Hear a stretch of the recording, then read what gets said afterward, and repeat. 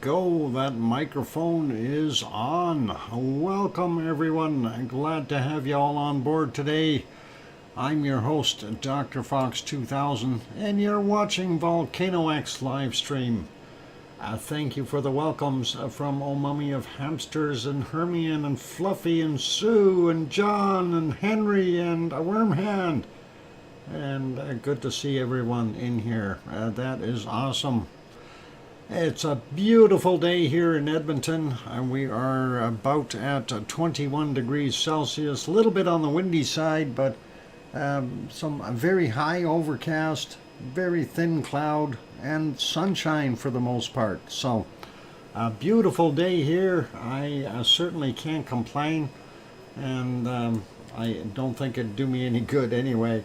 But glad to have you all on board. And let's see, anything really wild to report? No, nothing really wild. No major new eruptions anywhere. No fun stuff, for the lack of better words. Anyway, let's see. Well, nice temp stock. Not good here in Scotland. Cold, showery, and cloudy. Yeah, I can imagine. I'm very happy with today's temperature. It's basically t-shirt weather. You can go out and enjoy the day if you wanted to. And really nice outside. Was nice this morning too. Seeing the bunny that hasn't changed color properly. He was in this morning, and I got some food, so I was very happy about that. And obviously the bunny knows who I am, because when I talked to it, it didn't run away. It kind of looked up at me. It's like, okay, I know who you are. It's all good. And I always like seeing that when the bunnies are comfortable with me talking to them. So anyway, so let's get at things, and welcome first off to our moderators, Arizona Snowman and Piggy and a C&D Boy, Gary 24/7 Live, he's at Skies, possibly Lucas Snow and Joseph Fields, Texas, and maybe even Mona Lisa Smiles. So welcome to the moderators. Glad to have you all on board, or at least some of you. And I see C&D Boy is in the chat. Welcome, Bob. Glad to have you here. First person in today was Adele51, and gets the cookies. So that is awesome. And there we go, and we'll get at saying hello to everyone in a second. I'm just trying to think of if there's anything else really super important that we need to bring up. Let's see. Just going through my screens here real quick, trying to see if there is anything wild that we need to address right off the bat. And I really don't think there is. I did have the secret volcano posted earlier. Of course, that is the thumbnail for today's show, and it is a mighty fine volcano. At first, when I looked at the picture, I thought, wow, somebody painted that, but no, it's actually a photo. So it is pretty awesome, pretty cool. Anyway, let's get at the good stuff here and say hi to everyone. We'll start out with saying hi to Alba Girl and Sue and Oh Mummy of Hamsters, and of course Adele51 got the cookies. John Raper is here. Did I say Oh Mummy of Hamsters? I think I did. Let's carry on. Grandma B is here. Welcome, Grandma B. We got John, Hermione and Fluffy, of course, in on board already too. So Henry, we got Lane Lair. Yeah, I hope I said that right. Welcome, Lane. And going up a little bit more, looking for other names. Hermione, Bill Kimmel, there we go. and David Brewer, Astronomy Live with David Brewer, who's going to be covering the launch tonight. Hopefully we'll be done with the show before then. Raymond Bensler saying snow in Iceland. Oh no, not snow. Tom is here. Welcome, Tom. Glad to have you on board. And scrolling up a little bit more, looking at who else we got. A Worm Hand is here. Let's see, I might have said that already. I like to repeat myself lots of times. Anyway, just to make sure that I've got everyone in here. Let's see, who else did I miss? Scrolling upward, looking for other names. I got Raymond already too. Alright, so still scrolling up, looking for possibly some more. We got Grandma B, we got John. Alright. EC is in the house. Welcome, EC. Glad to have you back. And Layla, welcome. Good to have you in here as well. And still scrolling up, looking for other wonderful people that I've missed so far. Dan is in the house. Welcome back, Dan. And who else we got? Gaines, welcome, Gaines. We haven't seen you for a few days, so nice to see you back. And who else we got in here hiding? I know they grabbed lava cookies and headed to the lounge. That's usually what happens. Okay, Kevin Haynes is on board. Welcome, Kevin. And I think we've got everybody now. If I did miss your name, it's not on purpose. I probably just skipped over it, or you didn't say anything. One of the two. Anyway, welcome to everyone. If you are sitting in the Lurkers Lounge, you're welcome to join in the chat. And of course, if you haven't subscribed to the channel yet, do consider doing that. And let's again add things. So, of course, I've been very attentively watching what is going on there at Kilauea. And let's stop our wonderful lava here for a minute. I gotta find the right file. There we go. Pause. All right, I got it stopped. I actually want to hide it. Oh, there's that secret volcano. For those who don't know it, it's a secret. Oh, we'll keep that for later. Anyway, there is our Helima Umou crater, and it is looking pretty normal. Not so much of the darker smoke coming though right now. So I don't know what the heck is going on. We do see some the more bluish gray stuff there. The other stuff is more brownish gray in these areas. Still wondering what is going on underneath, and that could be an interesting thing. So, hey, Sharon Stewart is here. Welcome, and glad to have you on board. And let's see, happy Sunday. Yep, lava. I hope so too. We want fresh lava, not cold lava like what we're seeing on the screen. We need to see that glowy red stuff, a reddish orange color, liquidy goodness that flows and can take things out in a single burst. And that is anyway. Let's just keep going here. So West Vent, West Lava Pond is still doing its thing, smoking. Central Vent there, Southeast Lava Pond. At least the Southeast Lava Pond gives it some texture or contour, if you will. Looking not bad though. But nothing happening yet. Anyway, this photo was from today, earlier. Not too long ago, really. I did have to reboot the computer, so I figured we'll be ready to go for the show. And anyway, Southeast Lava Pond doing its thing, just sitting there. Central Vent still showing. Looks like it's starting to really break up, though. when you can see it now a little bit better there.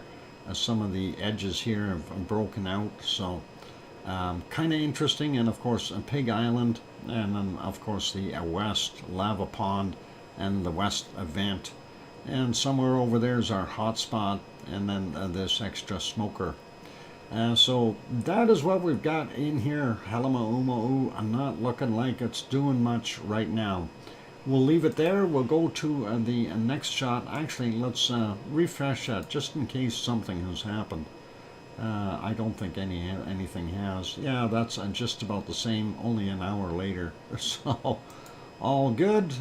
This one is from 8:20. We'll refresh that photo and see the latest one, 10 a.m. Hawaii time. And yep, doesn't look very much different at all either. We are still seeing the steam coming up and smoke in certain places, but nothing really changed. I don't know if it's the way the light is hitting it, but looks like that ridge is up higher and there's less of a dip in here. Maybe it's just my eyes. We are seeing more cracking in here too, so something is moving. Either it's getting a pressure from underneath pushing up or something. I'm curious, but we'll see what happens in the near future. Oh, more thunder. Oh, Grandma Bee's got a thunderstorm. You stay safe, Grandma Bee. Anyway, this is the thermal from 8 this morning, 8:16 Hawaii time. I'm going to refresh that just so we have a current one on there. So 9:56, just about 10 a.m. Still nothing there in the southeast lava pond. The west lava pond is still looking pretty much the same.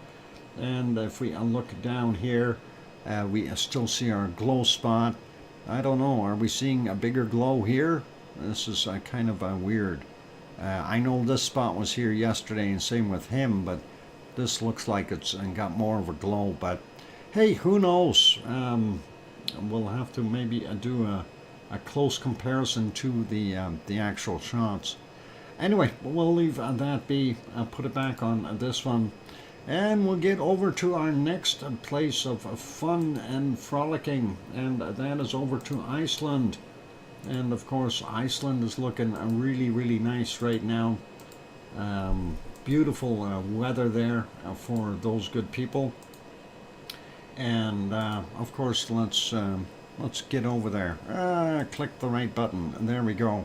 There is the city of Reykjavik, capital city of Iceland.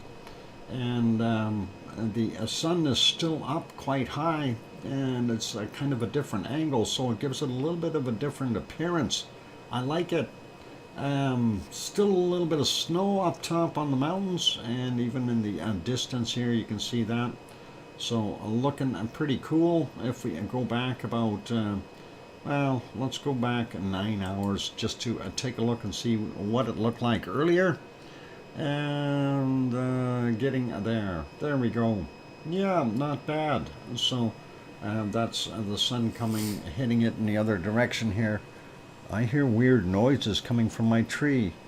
I wonder what that is. I heard it twice already. It's not a bird out there. Anyway, that is what we've got going on. This, of course, is from the Perlin Center, the building that you can see right down below here. And no snow on the ground anymore. That is nice. No, the squirrel was in earlier. He was looking for a cookie, and I seen him, so I went and got a cookie. And I opened the window up, or the patio door. And of course he looked at me, and I said, well, here's your cookie. And I go to bring it out. He jumps in the tree and buggers off. So he hasn't been back yet, but he knows that cookie is there. It's all good. Let's put that one back on live. We'll get over to our next shot. And of course this one is from the regional airport area. And of course we can see off in the distance, we can see Kilauea. Yay! That is awesome to be able to see that. And really nice day there. So even if we go back that 9 hours, you can still see things really, really well. And there you can see some of the snow on Kilauea yet too. But no snow here, and that is really, really good. The regional airport and of course the Perlin Center fairly quiet right now. But that is awesome. We'll leave that there. We'll go put it back on live. We'll make that guy smaller. Actually going to make the other one smaller too. Go to our next shot. This of course is on the Arakans Ridge. Or sorry, Arakans Peninsula, not the ridge. Well, it turns into the ridge, but Arakans Peninsula. There we go. And of course you can see the little buildings off in the distance there. That is the town of Grindavik. You can see the little mound right in the background there. That is, of course, our wonderful Ragnar. And you can see the steam geyser in the front here. We're not seeing any steam whatsoever coming from this one in the back or the one in the front here. If there is any, it's so little that we can't see it. And of course, from the geothermal power plant is right there, runs on steam, you guys. So pretty awesome. Anyway, that is what it looks like right now. And that is pretty cool. If we go back that same 9 hours roughly, that'll give us an idea of what the day looked like there for those good folks. And there you can see the steam going in the opposite direction. You can still see everything, the top of Ragnar, of course. And yeah, looks pretty awesome. So I'm going to put that one back to live. And let's get that one smaller. Go over to the next one. This shot, of course, is of Katla. Hey, and bonjour, Tanto. I'm glad to have you on board. So Katla hiding behind those clouds. We will go back that magic 9 hours or so and see if those clouds moved a little. Well, sort of. Let's go back a little bit more. I know I could see it earlier, just in between clouds. How about 8 hours ago? That'll help. Yeah, you can almost see all of it. Anyway, that is Katla hiding underneath, in between the clouds and underneath that snowpack or ice pack. And it looks pretty awesome. Nice weather there today, so I'm surprised there aren't more people in this shot. But hey, it is what it is. A beautiful day there nonetheless. If we move that ahead a little bit, and this is about 4 hours ago, 4 hours and 43 minutes. And there we go. So yeah, you can see most of Katla there now. And still lots of people wandering around. The water levels definitely dropped in the area. So all cool that way. And I think that's it for there. We will do our thing and carry on. Did I miss anyone else coming in other than Kananaskis country? Welcome. And let's see, did I miss anyone? We got Raymond earlier. John, we got... Where is our dear Piggy? I have no idea. She might be sleeping there, old mummy of hamsters. And if she is, I don't want to bug her. I'm not going to email her and say, hey, get up. It's always nice if she does get some sleep, since she does have a hard time sleeping. So we'll leave that there. Anyway, I'm going to put that one back on live. That is the current shot. And nice to see the sun is still up. So awesome. Let's leave from here. Going to make that one back to a small, and we'll go over to our harmonic tremor charts, and we'll get on to the right page. I don't really want to start on Grindavik. I want to start on Frageralfjall, so we'll move it up a little bit. And there's our wonderful Frageralfjall chart. I'm going to refresh that just to make sure we're up to date. And yeah, it wasn't far back, and just about 5 minutes or so.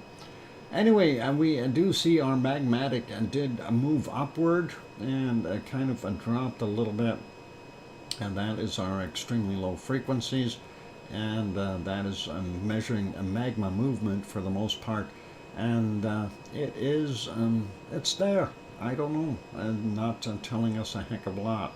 Our seismic frequency, or kind of a middle frequency here, if you want to look at the measurements between 1 and 2 hertz, basically indicating what's happening with seismicity. And then, of course, the blue one here, the little bit higher frequency, ends up being our tectonic movement. And it does show a little bit of an uptick and a drop again. Some tiny little spikes in there. I don't think there was a heck of a lot going on. So let's go up to the one for Askja, and we'll take a look at that next. And Askja, yeah, pretty much still flatlined, with the exception of right here. We did have some kind of a hiccup or in the system. I don't know what it would have been, but anyway, we see how flat it was until you get to about there. And then it went right back to where it was. We do see one very large spike in here that should indicate a quake somewhere really close by. As far as our magmatic and seismic, pretty stable. There's another spike there. We probably had a couple little quakes in the area, so we'll take a look at those once we get to Askja. And let's go back down. Next one on our list, we'll take a look at Grimsey. And the island of Grimsey, of course, being the most northern point there in Iceland, and that's inhabited. There we go.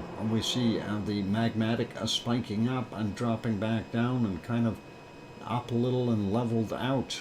Same thing with our seismic, and looks like the tectonic tried to do the same thing but didn't succeed. But it is still moving on an upward trend there. So something kind of combined, if we look at it as a hybrid. I don't think any kind of eruption. I think it's more something is moving. The plates, perhaps. Let's go down to our next one, Grindavik. And Grindavik, of course, reflects very similar to what we see at Fræðarfjall, so almost identical in display, and we'll leave that one be. Of course, Grindavik is to the southwest of Fræðarfjall, and the next one we're going to is Krýsuvík, and that is to the northeast. And we'll get to that chart here. There it is, Krýsuvík, and pretty much the same thing, except for it looks like its tectonic action is a little bit more intense, whereas the other seismic and magmatic frequencies are kind of still down, well, in the same place as the other charts. So interesting to see that. So maybe something has moved there slightly, or who knows. Hey Jay, we haven't seen you in a long time. How'd you get in the door? Welcome, Jay. Good to see you. I guess I've been a little while there. All right, let's put this back on Fræðarfjall. We'll get over to the earthquakes, and we'll have a quick peek and see what is or isn't happening there. And hopefully there's some good things happening.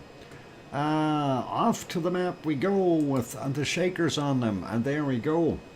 And 64 quakes for today, as indicated by the map, and that's in the last 24 hours, of course. And when we take a quick peek, we do see a couple way up top here, and those are a little bit odd. Let's run through all of them anyway. We'll start at the top here. That's a 2.39, 10 kilometers down from 2024. Next one is a 2.5, 8.2 clicks down, 7:43 this morning. And this one, 7:43 for the 1.8, 5.3 kilometers down for him. Then we've got a 1.4, 1.1 kilometer down from 8:28. And then we've got a stack right there, and we'll go through those real quick. 1.76, 18.7 kilometers down, 26 minutes after midnight. Quite deep. This one is a 1.06, 10.2 kilometers down from 27 minutes after midnight. 1:53 a.m., a 0.85, 9.5 kilometers down. 0.88, 9.57 kilometers down, and that is 49 minutes after midnight. Next is another 0.88, 6.9 kilometers down, 1:22 a.m. From 49 minutes after midnight, a 1.18 and 9.3 kilometers down. Next one is a magnitude 1.31, 9.5 kilometers down, 34 minutes after midnight. Then a 0.95 and 8.5 kilometers down from 1:19 a.m. Next one is a 1.08 in magnitude, 7.6 kilometers down from 1:19. Let's get rid of that stack, and we'll keep going. Did I get that 1.4? That is from 1.1 kilometer down, 8:28 a.m. We'll grab this 0.77 over here, 8.6 clicks down, 4:45 in the morning. Then from 23:21 yesterday, a 0.67, 4.7 kilometers down from there. There's several here. I think 3. Oh, there's 4. 0.6, 3.7 kilometers down, 8:31 for that guy. A small 0.13, 1.1 kilometer down, 23:36 yesterday. 0.4, 2.9 kilometers down, 8:35 a.m. and a 0.5, also at 8:35 a.m. From 2.5 kilometers down. Moving down a little bit further, we see a 0.4 in all by itself, 13:25, and that is 2.1 clicks down. Moving down a little bit more, and this is right near Herdebreit. We don't see any other ones right there. 2031 was the time on it, and a 0.59, 5.6 kilometers down for that guy. And now let's see where the spikes came from here at Aska. 1648, a 0.3, 4 kilometers down. Another 0.3, 4.4 kilometers down from 11:59. And then we've got a 0.71, 2.9 kilometers down, 40 minutes after midnight. And then, thank you, Tom, for the 5-minute warning. We got a 1.6, and that is a 13:25, 3.4 kilometers down. That's likely our larger spike in there, and that would make sense. 0.1, 5 kilometers down, 10:47 for that guy. Let's carry on and see what else we got. Let's grab this 0.6 here. 2.3 kilometers down, 46. Then we've got a 0 from 14:26, 5.2 kilometers down. And the mystery one, we got a 4, 5.2, 0.4 I should say, 5.2 clicks down from 13:08. And the other one is a 0.6.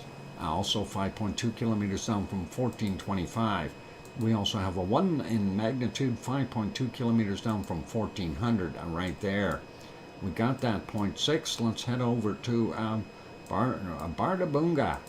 Bardabunga has a 1.82, 3.6 kilometers down, 1:24 a.m. And right next to it, a 1.69, 2.5 kilometers down from 2:16 a.m. We've got a 0.79, 940 meters down, 6:32 a.m. for that guy. And we've got a 0.53, really deep, 23.2 kilometers down from 23 minutes after midnight. Right around Grimsvatn, we got a 0.4, 3.9 kilometers down, 18:52. And there's a 1.48, a half a kilometer down, or 519 meters, if you want to go that route. 2100 was the time on that one. This one from 1809, and this is 0.8 in magnitude, 3.7 kilometers down, a 0.4, 1.3 kilometers down, and that is from 742. Let's carry on. We see a couple more down here. 2217, a 0.21, 1 kilometer down, and we see a 0.5, 10 kilometers down from 7:24 a.m. Moving over to Katla, and we'll have a look there. 0.2, 1.1 kilometer down, and 6:35 is the time on that guy. 10:29 we had a 0.5, 1.1 kilometer down, a 0.85, 167 meters down from 2:12 a.m. How about that? Looks like ice movement. That's what I'm trying to say. 0.2, 7.5 kilometers down from 7:52. And 1.7 looks like the biggest one in the area, the 7.2 kilometers down at 10:53 a.m. And just north of Eyjafjallajökull, we do have this 2 in magnitude, 5.3 kilometers down, 14:11. Next one is 8 a.m. From a 0.2, 6.1 kilometers down, going over a little bit more, 0.12. 8.6 clicks down, 21:22 for him. Next one is 0.32, 6.5 kilometers down, 20:39 was the time on it. Then we've got a 0.5, 1.1 kilometer down, and 7:55 was the time on that. Now we do see here, that is our Fagradalsfjall area. These are kind of in our Fagradalsfjall area, but not really. They're down on the southern tip of Grindavik, but anyway, that's where Ragnar actually lives, and this is the Siggy Fisher. But let's look at these quakes over here. There's a few that are doubled up, so we'll look at them. 0.54, 4.8 kilometers down, 21:53 for him. Next is from 21:34, 0.09, 4.1 kilometers down. Next one is, we got him, we want the other one, 0.4, 3.8 kilometers down, 21:33. Then we got a 0.38, 4.7 kilometers down, 21:44. And a 0.56, 6.7 kilometers down from 20:33. Then we've got 0.92, 5 kilometers down, 23:23 is the time on that one. And 21:28, we had a 0.7, 5 kilometers down for it. Now let's grab these little guys down here. There's actually 4. There's the town of Grindavik, and these are just out by the harbor. And I don't know if you want to call it Fagradalsfjall area, but hey, I'll take it if it's a part of it. 1:45 a.m., a 0.04. Yeah, I'm going to finish this off and then we can take a break. Only a few left. 4.6 kilometers down for it. A 0.32, 5 kilometers down, 23:54 yesterday.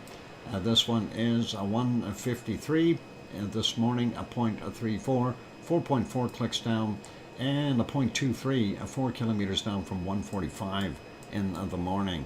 And we only got one left. We'll finish it off. And this is very close to Eldi, the island out here, and that is from 22:57, 1.3, 6.9 kilometers down.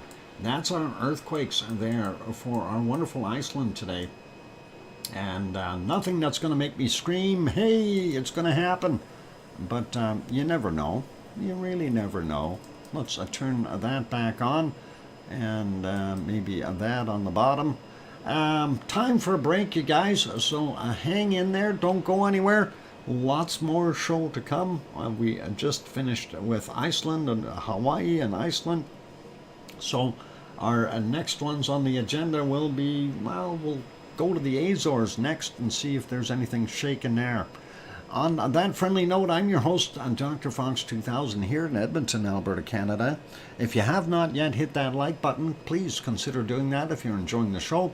Also, if you have not yet subscribed and you're sitting in the Lurkers Lounge peeking in, consider hitting that subscribe button if you feel we've earned it. On that note, I'm going to go take that break. Don't go away. I'll be back in about 5 or 6 or 7 minutes. Thanks.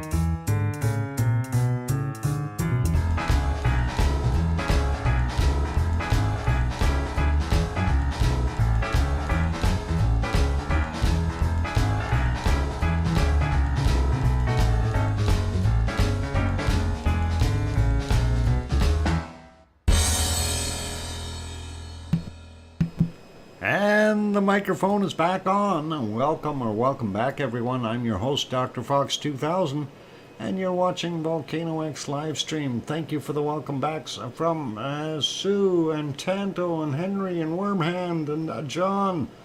My grass needs to cut because of the rain so much. Uh-oh. Thanks, Alba, and Kevin as well. So awesome. Yep, lovely lava on the screen. I really do like that canned lava from this footage here. I kind of like that, the way the Siggy Fisher is putting out the sparkles and shots. That is pretty awesome. Anyway, let's leave the canned lava. We're going to go over to the next one. My apples are closed to flowering. Oh, close to flowering. Okay. Awesome, Hermione. And that'll be nice once they do. Let's get over to the Azores. And there is our view of the Azores. Nice to see it before the lights come on. Anyway, we are on the island of São Jorge, or São Jorge, if you want to say it in Portuguese. Anyway, there's that little village and the one of the harbors, and you can just make out the outline of Pico Island. Unfortunately, that cloud is in the way. We can't see Pico Volcano, but it's hiding right behind there. It's all good. And next shot, of course, that little cove, and it looks pretty flat, that water. Very calm and sedate today. Yeah, well, not here though. This seems to be sheltered right now, Henry. Very quiet looking, so pretty awesome. And I'm trying to click the buttons. There we go. All right, so that one is our map for São Jorge. No new earthquakes. The last one was on the 28th, so we'll leave that alone. We'll go to the next map. We, of course, need to make that screen just slightly bigger. I'm going to refresh that one again because we did have some activity there, and I do want to see what's going on. So anyway, there is the Azores, San Miguel down here, Pico Island, Fayal Island, and of course that is São Jorge. And where the quakes are, that is Terceira, and we did have 3 quakes there. 13 hours ago, 2.0 surface quake came in at 7:31 a.m. and at 0 depth. This one is a 3.0, 4 kilometers down from a 7:32. So that's a little bit bigger, 3 in the magnitude. And the other one is a 3.6, even bigger yet. And that is interesting because typically we don't have that large of a quake happening in those areas. And I'm sure those people around there may have felt it. Anyway, 7:17 a.m. was the time on that guy. 1 kilometer down for him. If we zoom in, we can see where in relationship to Terceira the quakes actually were. And they were just to the north of it and then to the northwest for the third one. So there's your volcano, the caldera, kind of neat looking with all kinds of old vents and stuff inside. Very interesting. And this is right in a farmer's field there, as well as over here on possibly some old lava flows that we seen pouring out of there. Anyway, let's zoom that one back out, and we'll take a look and see exactly where the Azores are. Some people are not familiar with that. There's Portugal and Spain and France and England, Wales, Scotland up top there, Ireland over here, and Newfoundland and Nova Scotia here, and then of course New Brunswick, PEI, Labrador, Greenland over there, and Sue is waving hi from Nova Scotia over at Cole Harbour. So awesome, thank you, Sue. And there is Iceland over here, and that kind of gives you the idea of where the heck it is, right in the middle of everything. And of course the Canary Islands are down here. That of course is Europe's Hawaii, if you want to call it that. Pretty awesome. I don't know why they don't go to these islands. That is kind of interesting looking too. I bet you they're more tropical, but I don't know if they're that great of a place to go. I'll have to look into that. Anyway, Philomena just popped in. Welcome, Philomena. Good to see you. And let's see. What's going on? Yeah, everybody relax. It's a nice day to take it easy and just enjoy yourself.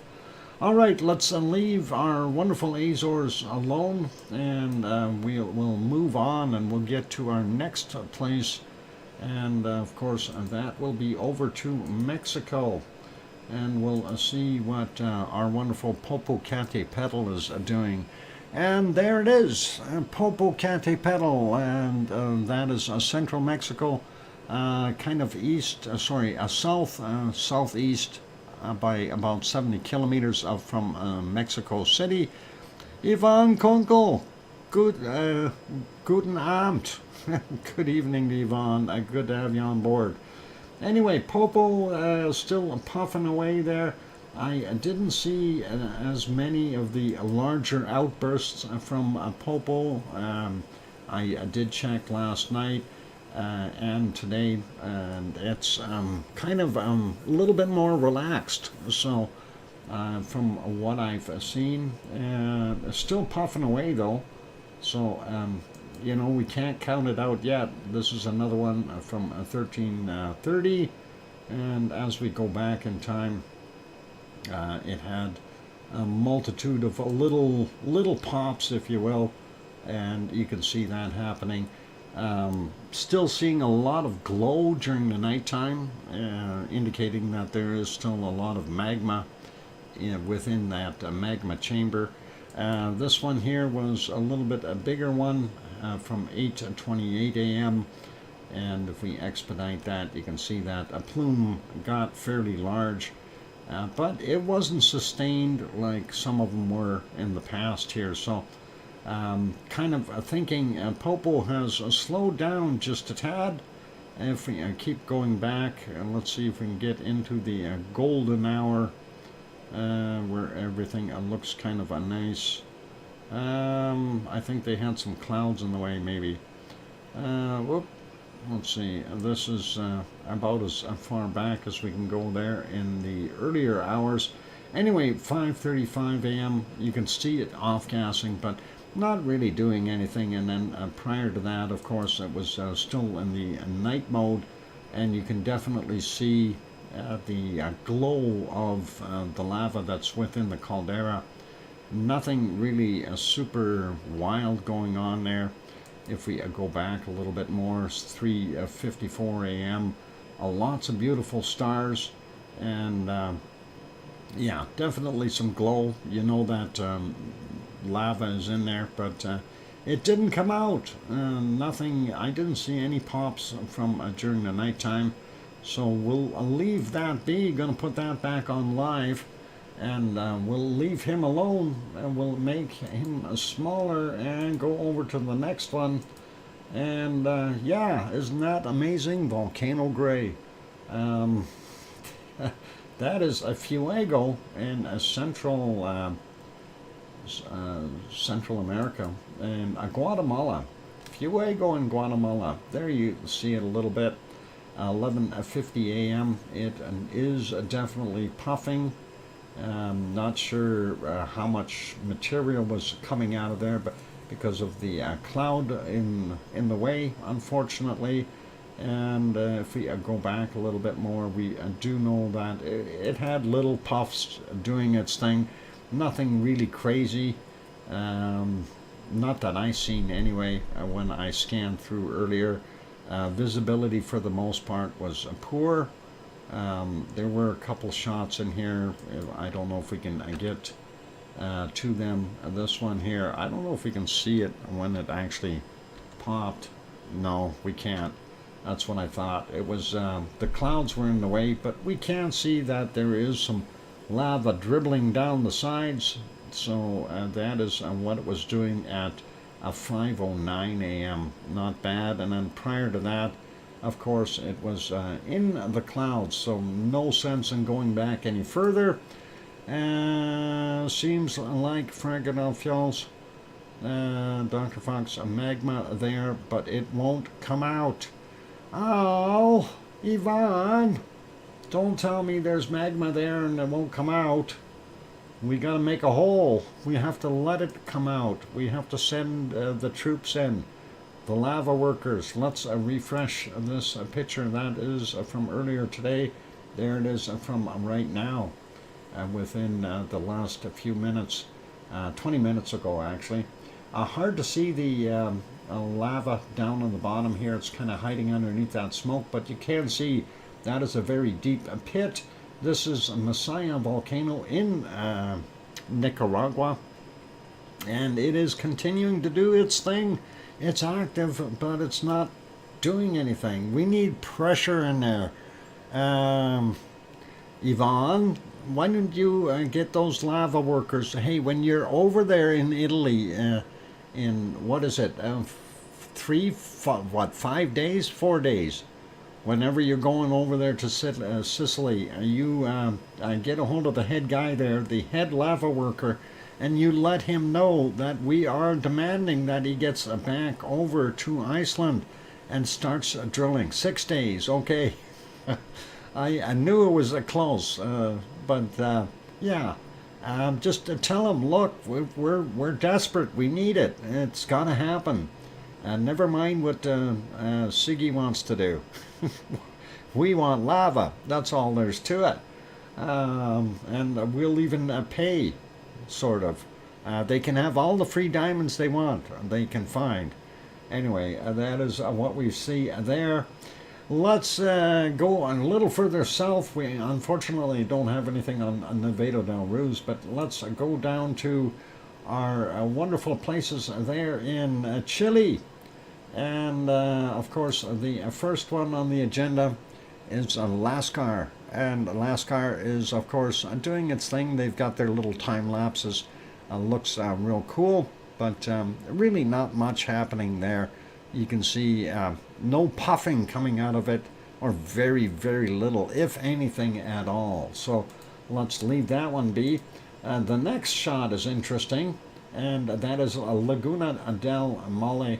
And you notice what happened to it from yesterday to today. Wait till it clears up there again. And you see how white it looks? Yeah, that's called snow.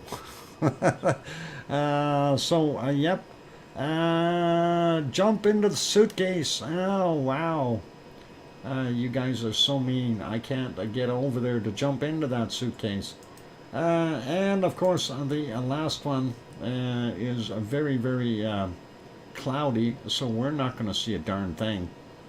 And of course, that is Vallarrica, and that is down in the southernmost portions there of it's the furthest south that they are covering, and that is in Chile, of course.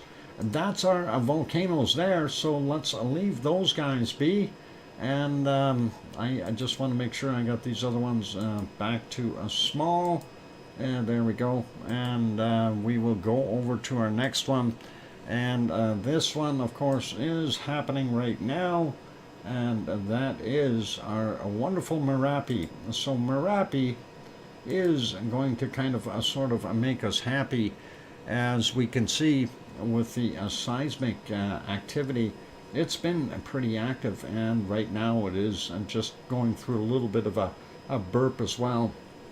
So if we make that a little bit bigger, I know the photo isn't very, very clear. It's a little out of focus, but nighttime stuff seems to be that way. So if we go back just a few minutes here, right about here, that will work. Let's actually back that up a little bit more. It was kind of ongoing here, so it's hard to hard to say. Let's back that up a little bit more here. I want to get it to about here, I guess, and then we'll let that run for a minute or so. Anyway, you can see the lovely lava. Thank you, Tom, for the 5-minute warning. The lovely lava coming down the side of Mount Merapi, and of course that is in central Java, and we do see it is very active. So really, really cool to see, you know, that stuff coming out of there. I still wish somebody would get a drone at nighttime and kind of just park it over top up in here somewhere and just video this coming out. You know, it would make for very, very lovely video, watching that material flow out of there, and that would really be awesome. But it did continue to do this for some time, and if we expedite this a little bit, well, just go ahead a few seconds, you can see it really did pick up again and created a lot more lava flow down that hill. And as I mentioned before, the canyons that it had originally carved out, because this lava is so effusive, when it was just coming out a little bit at a time, it would sit there, cool off, and just kind of fill up the canyons. And it's continued to do that, and now that lava is flowing a lot further down the hill before it starts to disperse a little bit more. It's actually kind of making a delta, or fanning out, if you will, a lot earlier, because it's no longer being contained by the canyon walls. So pretty awesome to see that, and wow, we like it. It's bacon, liquid bacon coming down the hill. Beautiful. Let's see. Yeah, and you know, it's very similar to what we were watching yesterday, and you gotta love that.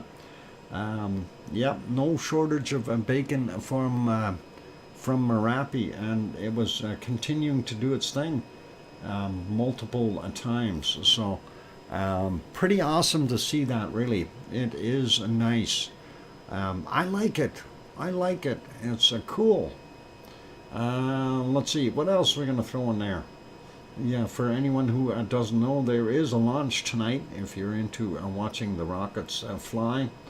And David Brewer, of course, is live streaming that. And maybe at the end of the show, Bob could throw up the link for David's live stream. So that'll be kind of cool. Anyway, lots of bacon coming out of there, and as we can see, that progressive flow still continuing on, and even when I advance it, you can see more lava coming shot after shot here. So it would have been really nice to have that filmed. If we go back a little bit more, it did have more of these outflows, and they look very, very similar to what we were just watching. So kind of interesting to see that. Let's see if I can get back to the beginning of this one here at 151. Quite a bit of lava flowing out at that point as well, and there were multiple other times. So this one is really doing a good job flowing, and nice to see it, just about steady lava flow coming out of there. Have a day off tomorrow, so I could drink beer or two with the neighbors. Oh, awesome. Good stuff. Anyway, yeah, lots of bacon going down the hill. Gotta love that, you guys. And congratulations on your day off. Always nice to have a day off. Speaking of having a day off, well, it's a break time. And we all know break time means bacon seeds after the break. So for those good people who are here, yeah, we got bacon seeds coming up after the break. Juliana, Dr. Gogs? Typo, Juliana. Welcome, Juliana. And glad to have you on board. Anyway, lovely bacon coming down the hill. No worries. It happens to the best of us. I do typos too. Lots of them. Anyway, Sophie is also in the house, so welcome, Sophie. And yeah, Dr. Gox. Oh, be nice, Sophie. Oh, anyway, I'm gonna leave it here. Keep smiling, you guys. I'll let this play and I'll move it around a little bit so you can see some of the older flows from earlier during the course of the night. But this is better than looking at canned lava, right? It's a little bit fresher than the canned lava. Anyway, after the it's okay, Juliana, it's all good. Anyway, we'll go do our thing here. I'm going to take that break, 5 or 6 minutes. Don't go away, keep smiling. And here comes the music. Hit the like button if you haven't done that yet. Also, if you have not yet subscribed, consider subscribing. That'd be awesome too. On that friendly note, I'm your host, DrFox2000. I'll be back.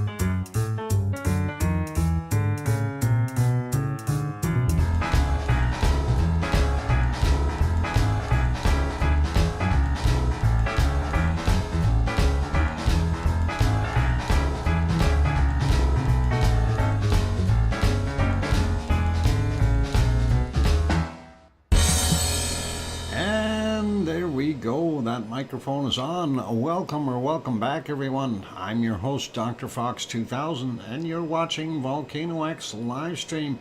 Thank you for the welcome backs from Sue and Tanto and John and Albagirl and Wormhand and Canonescus Country and Yvonne Kunkel, and thank you, Peggy. Good evening, Dr. Fox. A late note was being told off. Told of or told off. Okay. Thank you very kindly for that wonderful super chat, and welcome, Piggy. You didn't have to do that, but awesome. Thank you very kindly, and we'll do that. Hopefully that is all good.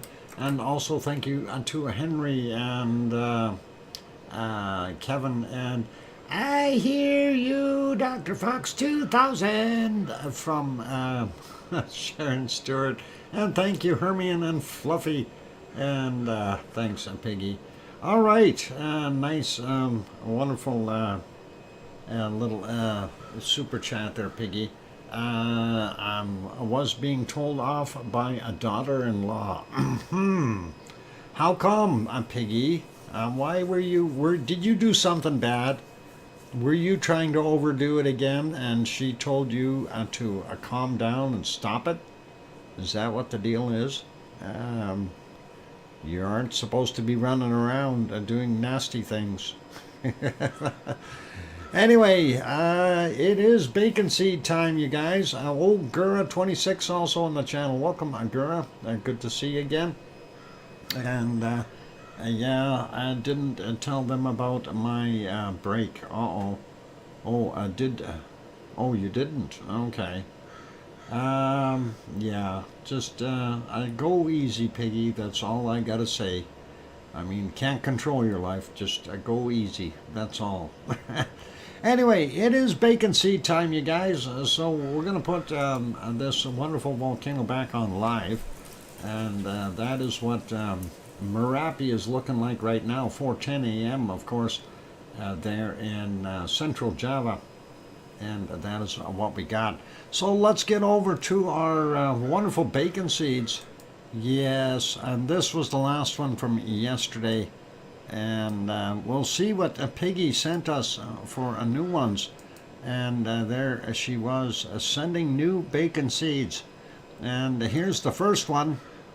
And it looks like we've got a bunch of brown striped guys, a whole bunch of them, and some of them are showing us their better sides. Looks like Mama's there too, so pretty awesome. And yep, wild. They do look like wild river pigs. Cool. And here's some more of them. Wow.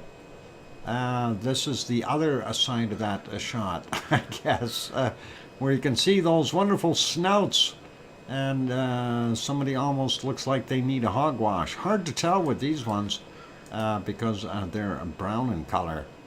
Anyway, let's get on to the next one, and that is this one. Now, I looked at this picture and I thought, hey, what's wrong here? There's a spotted pig in there. All the other ones got racing stripes, but there's one called Spot.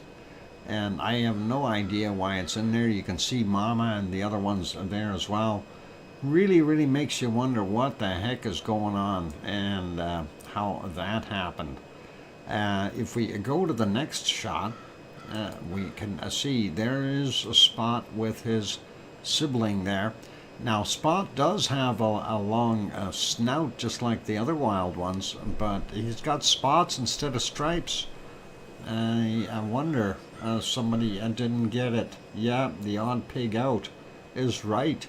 But hey, he's still part of the family. They don't care. Anyway, next one is this one. These are wonderful little guys, and they're mucking around in the mud. Definitely requires some hogwash there, if you ask me. Genetics is a strange thing. You bet, John. It definitely is. let's go have a look at our next bacon seeds. Yeah, these are cuties. Little hogwashes. Yeah, that is what we got going on. They are, obviously, they were rooting around in the mud. So September we'll be hopping to meet my hoping to meet my great granddaughter. Awesome piggy. And here's one. I'm not sure where that little bunny logo came from, but that's kind of cute.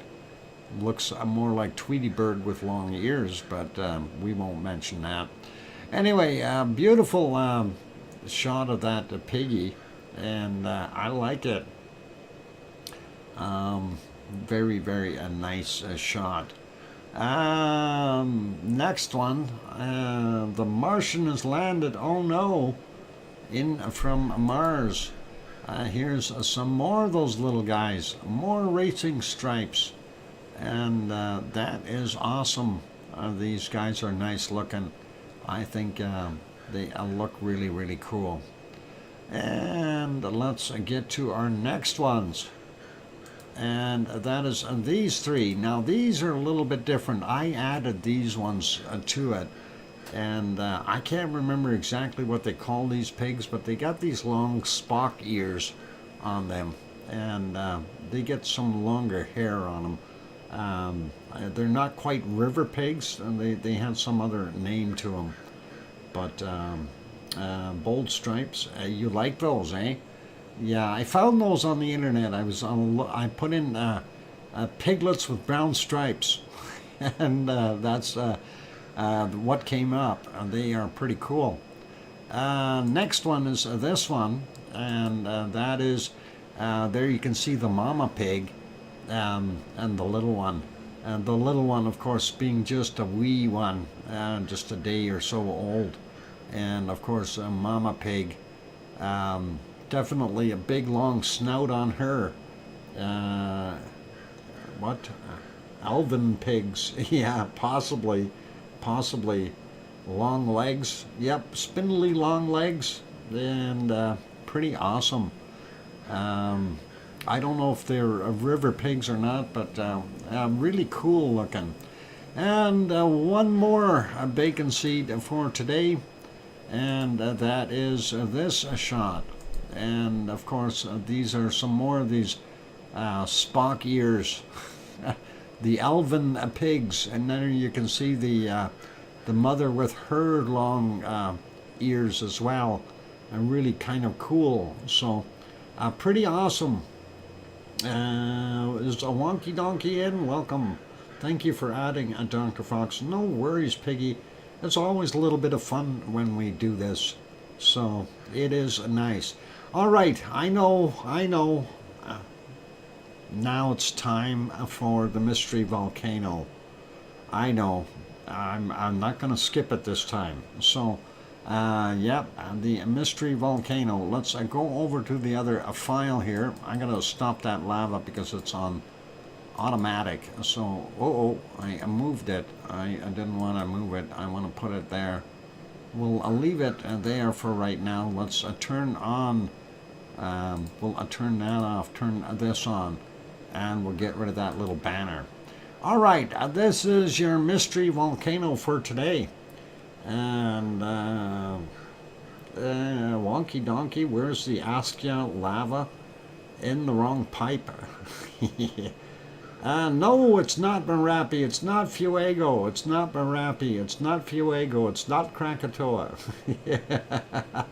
All right, that's the response to those that have come in already. No, it is not Semeru. It's not Semeru. No, it's not Bob. It's not Semeru. It's not Popocatépetl. Nope. It's not Mount Etna. Sorry. Nope. All right. This is it's a nice volcano. I like it. It's not Stromboli either. It's I really like this shot. The photographer did a wonderful job when they took this. Really cool. All right. What are we gonna do here? All right, I'm going to give you a hint. Here comes, no, it's not Sakurajima. First hint, because I know people are going to, no, it's not Ibu, which is IBU, not EBU, but is there any fox trickery here? No, this photo is untouched. No fox trickery whatsoever. It is within the ring of fire. So there's your first hint. I would say it's a Krakatau. No, Yvonne, that is incorrect. It's not Krakatau. And that is, you can consider those hints as well. Process of elimination. But this is within the ring of fire. And it is a gorgeous shot. I'm lost. Cananaskis country. A GPS, please. You'll find yourself. A barren island volcano? No, Mars. Sorry, it's not that one. And what? You showed it in a few nights ago. John Raper, this one? No, I did not show this one a few nights ago. Let's see. I may have shown a picture similar. It's not Mauna Loa, no, sorry. It's not African either. It's not Merapi, no. Okay, I'm going to add another hint. It's in the southern hemisphere. The southern hemisphere, if that helps anyone. All right, so we know it's in the ring of fire. We know what's in the southern hemisphere. Or have I stumped everyone once again? Bananapus, welcome. I'm glad to have you on board. And of course, that is the mystery volcano. Not feeling too bad today. Oh, awesome, DJ Puff the Third, and welcome. I know, it's a volcano. A wonky donkey, congratulations. But yeah, it's a volcano, but what's the name of it? Let's see. Yep, Bananapus is here. He is up on the top there. Definitely popped in. And no, it's not Villarrica. Sorry. Okay, and we are having a tough time, aren't we? Wow, long time. Yeah. Okay. All right. I'm trying to give hints here, but I don't know what can I give for a hint that's not going to go be a very nasty hint. What? Roa? No, it's not Krakatoa. It's not Taal. It's way too Taal to be Taal. It's not Stromboli. That's not in the right hemisphere. This is southern hemisphere and the ring of fire. So those are the hints that you're going by. Spell check didn't like it. Yeah. It's not Yasur. Sorry. Yvonne. You can't do that. And Yvonne, it's no. And the maybe part is no as well. Nasia? No, I don't know what that one is, but no, it's not Mount Michael either. And it's a nice try though, Yvonne. Boy.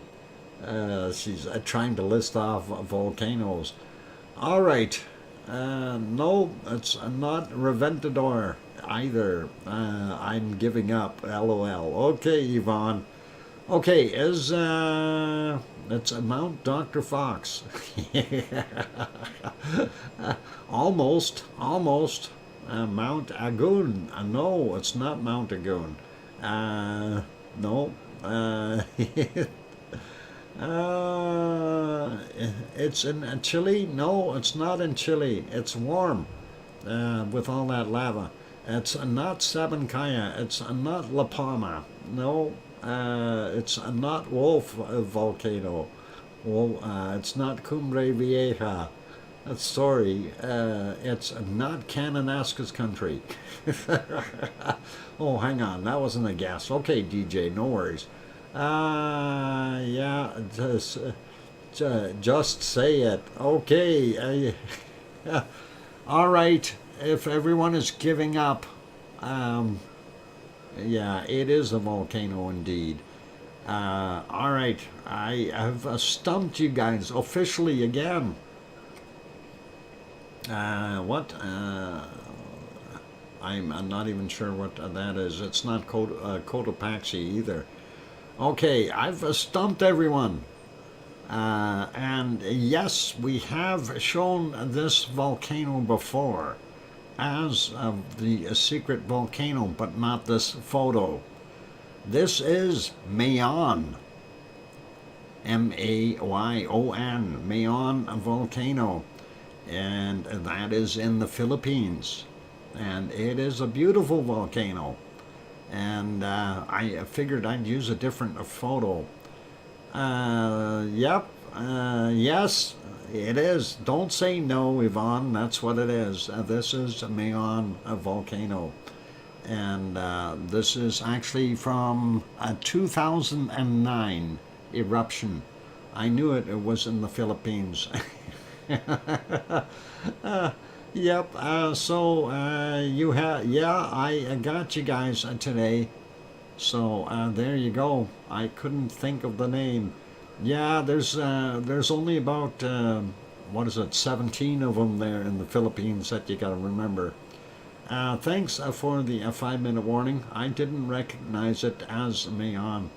And you know, that's exactly why I put it up there, Sue, because I thought the way the lava flow was and the way the stringers are coming out of there, I thought it was such a cool picture that it would throw everyone off.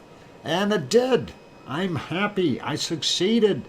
I did it. I pulled one on you guys. So all good. And no, there was no trickery with this photo whatsoever. This is the way it is. It did throw me. There you go, Sue. Yep, and it is a beautiful shot. I have to really commend the guy that took that photo. That is awesome. So all good. Anyway, let's carry on with some other stuff that we were looking at. We were looking over at Merapi while we're over there. Let's leave Merapi be though, and we will go to our next one. And that is a very cloudy looking Ruapehu. Let me fix that screen. There we go. And that is what we had there. I don't know if it looked any better earlier. Those clouds look very dark and ominous that were above it. So hard to see the volcano itself with the cloud cover. And of course, this is live right now. So that is what we've got. Dock win again. Yep, it's a dock win. I like it. Sometimes it really makes me proud to pull the wool over your eyes. Oh, sort of. Anyway, a beautiful shot. Let's leave that be. There's not much happening there. I'm going to make that smaller again. We'll move over to our next thing. I'm going to refresh that real quick. And of course, this is the chart for Taupo, also in New Zealand. Ruapehu was not doing anything, but we are seeing a little bit of activity there, and it looks like possibly a quake in the area at Taupo, or at least in the region. Just to take a look at the other chart. We don't see that same spike on the other one, so it's got to be something more localized around Taupo for what we see there. So that's kind of interesting, and we'll see what else we've got. Let's take a look and see what the area looks like there today. All the flea market stuff is gone, unfortunately, so no flea market. And too cloudy to be able to see Ruapehu in the background here, hiding in the clouds. Anyway, the lake is the entire lake, of course, is the caldera for Taupo. and that is over in New Zealand. Beautiful place, and hopefully it's warm for them today. Warmer than yesterday would be nice. And that is about it for there. Let's pop over to our next volcano, and that of course is Semeru. And let's see what Semeru is doing real quick. We might have to go back a little bit and see, but Semeru, let me see if I can get it to the right spot here. Should be right around here. Yep. This is just a few minutes ago. That's what we were seeing. You can see the other shots and the seismic activity on the chart here. So pretty cool to see that, but no real lava popping out. We do see the occasional puff, but nothing really major. If I go back a little bit more, somewhere right around here, there was just a little dribble or two of lava coming out. I don't know, I didn't see anything popping, so I just thought, yeah, it's filled up the caldera and it's leaking out, and that is about it for that. If we go back a little bit more, we did have a little bit more lava flow in another point in time here. So 2:18 a.m. there we go. You can see that lava progressing down the slopes, and that's actually pretty nice. So gotta do what you gotta do, and there is that lava. I like it. That got down a little bit further, so it must have been a fairly big blob of lava that came out there in one little burst. Pretty awesome. And if we go back, visibility wasn't the greatest, but there were some other lava shots here. Let's go about here, and we'll make it go forward a little bit and see if we can hit it on the right spot. There was some decent activity here for a second or two, so I'm just trying to find it. Sometimes it's when they're very small little incidents, it's hard to nail them correctly. Let's see if we can get that showing. There we go. A little extra lava flowing out of there, and it is pretty much break time, so we'll let this just flow down the hill so you can watch the bacon for a second. And then I am going to go take a break, and we'll put you back on the canned lava right away. Oh my, way too many names to mention. Oh, don't mention them. Just say hello, everyone. Yeah. Anyway, beautiful to be able to see that coming down the hill, and that is awesome that we see a little bit more output than normal. But really, I wish we could see a lot more coming out. I really do like watching that bacon flowing. Anyway, let's leave it as that. It is a break time, you guys, so I am going to kind of park that. I'll pause it there. We'll put you back on the canned lava. Oh, my midstream of volcano. I like it. I want canned lava. How about that? There we go. And we'll turn the little thing on the bottom. Okay, so don't go away. Lots more to come. I'm your host, DrFox2000, here in Edmonton, Alberta, Canada. If you're enjoying the stream, please give the like button a quick bop. Also, if you have not yet subscribed to the channel sitting in there on the outside looking in, consider subscribing if you feel we've earned it. On that friendly note, don't go away. I'll be back. Thanks.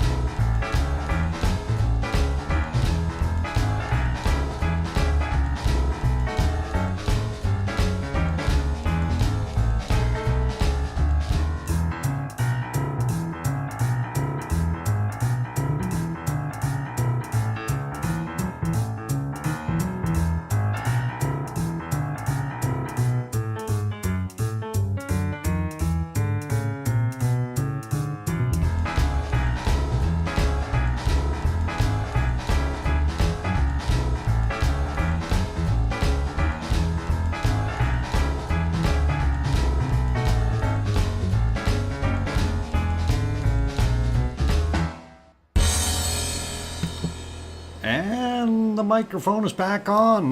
Welcome back, everyone. I'm your host, DrFox2000, and you are watching VolcanoX live stream. Thank you for the welcome backs from Mars 2028, Tanto, John Raper, Alba Girl, Sue, Kevin, and I hear you, DrFox2000. I'm from Sharon Stewart. And thanks, Henry. I think I got everyone for now.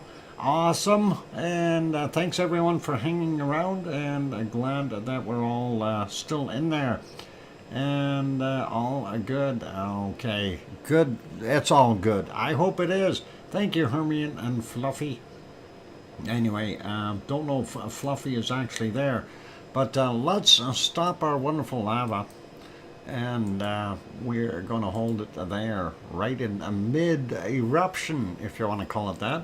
Looked pretty cool. I like doing that with lava.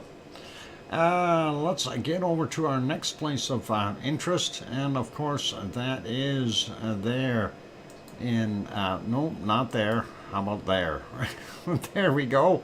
Hey, the ice cream boat is in. You can get your ice cream down at the docks. One ice cream boat on board, and that is pretty awesome. And of course, you know, there's a volcano in the background too, if you want to look at that. Sometimes the ice cream boat is more important, right?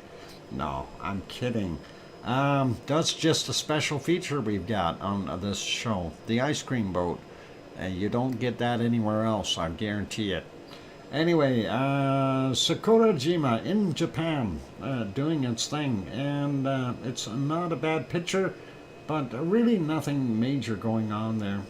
They did have kind of a nice sunrise. It wasn't too bad. A little bit of a color in the sky caused by some of that SO2, of course, as well as the sun just coming up. So we'll leave that on live, and we'll go to our next shot. And of course, there is our Sakurajima a little bit closer up. We do see it very well. Looks not bad. If we go back, we do see those birds all flying around. 6:41, so it is definitely bird time. They must be doing something with the, yeah, they are down on the bottom unloading fish. And they are swooping around waiting for those fish to jump out and right into their mouths as they swoop low. Anyway, looks pretty awesome, but very quiet from the volcano. I'm just curious if we did have some activity during the night. I didn't see anything going on there earlier. Didn't see any major plumes coming out of it or anything, so I'm just trying to get back a little bit and see if there was a glow. And, you know, without any output of any steam and gases, it's really hard to tell if there was a glow. If there is still hot lava inside there that is not crusted over and doing its thing. And we really can't tell. So, although not bad visibility for nighttime, that is 13 minutes after 1 in the morning. And that's actually surprising that we can, 13 minutes after midnight, I should say, not 1. Welcome back, Yvonne. And we don't see any kind of a glow there at the crater at all. Even in this shot, we got a little bit of that off-gassing, but no glow. So what happened to our lava? And we're missing the lava. Anyway, that is what they refer to as the close-up view, basically, of Sakurajima. Let's put the next one on, and this is what they call the crater cam. And there you can get a little bit closer yet, so pretty awesome. Sorry, Dr. Fox, I got to sleep, got airport run in the morning. Piggy, no problem, you have a good night, hon, and sleep well, and do your thing, and please just rest. Thistle, go to sleep, Thistle. Thistle knows. Pretty awesome. And let's see. We'll have to look at that one later.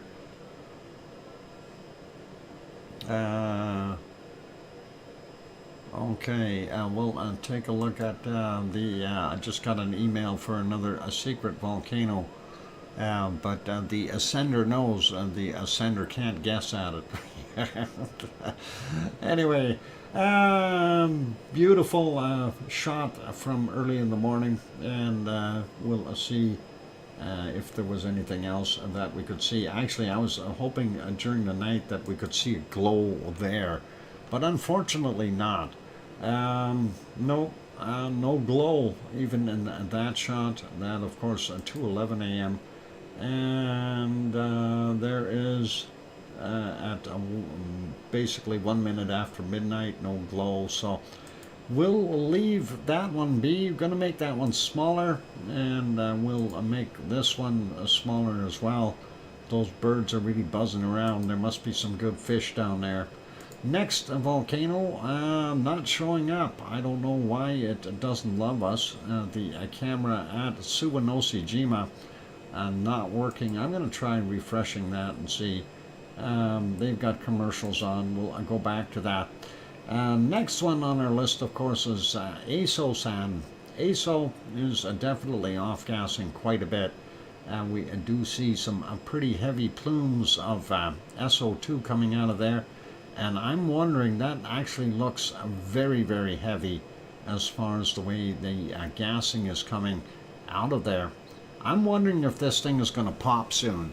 And so many places to visit over the next few years. Yeah, lots of places. Anyway, seeing what we've got there, I'm wondering if that is not going to be seeing an eruption of some sort. Unfortunately, it doesn't get any clearer than that, but lots of SO2 gas as well as steam, and possibly more venting going on than we are aware of. Or is it just because it's being silhouetted by the sun? I really don't know. If we go back a little bit further, though, we do see with the sun moved over a little bit, it is still off-gassing quite a bit. Although that is a very grayish, white-gray looking, so I think a lot of that is just steam with SO2 mixed in with it. And that is what we're seeing. And of course the caldera up here, this particular one, Aso, this is one of the vents of Aso. Aso is actually a huge a volcano. This is just one vent. This school in the parking lot here, this is actually inside the caldera, so of Aso, and that is something. It's a massive volcano, just so you guys know. Anyway, that's what we see there for the off-gassing. I'm going to put that back on live. That is the shot right now. We'll make that one smaller. Let's go over to our next one, and this is Asama.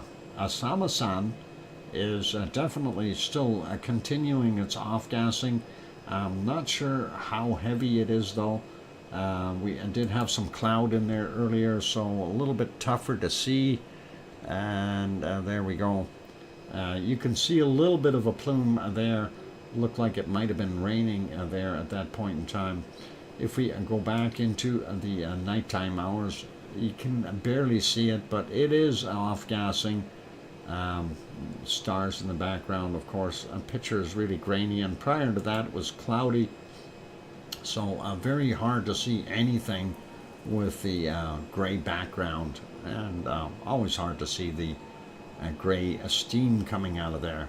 Of course, the weather was fairly variable there, so looking at it, you can see it's a fairly high hazed clouds up top, but we do see it, a little bit of gas.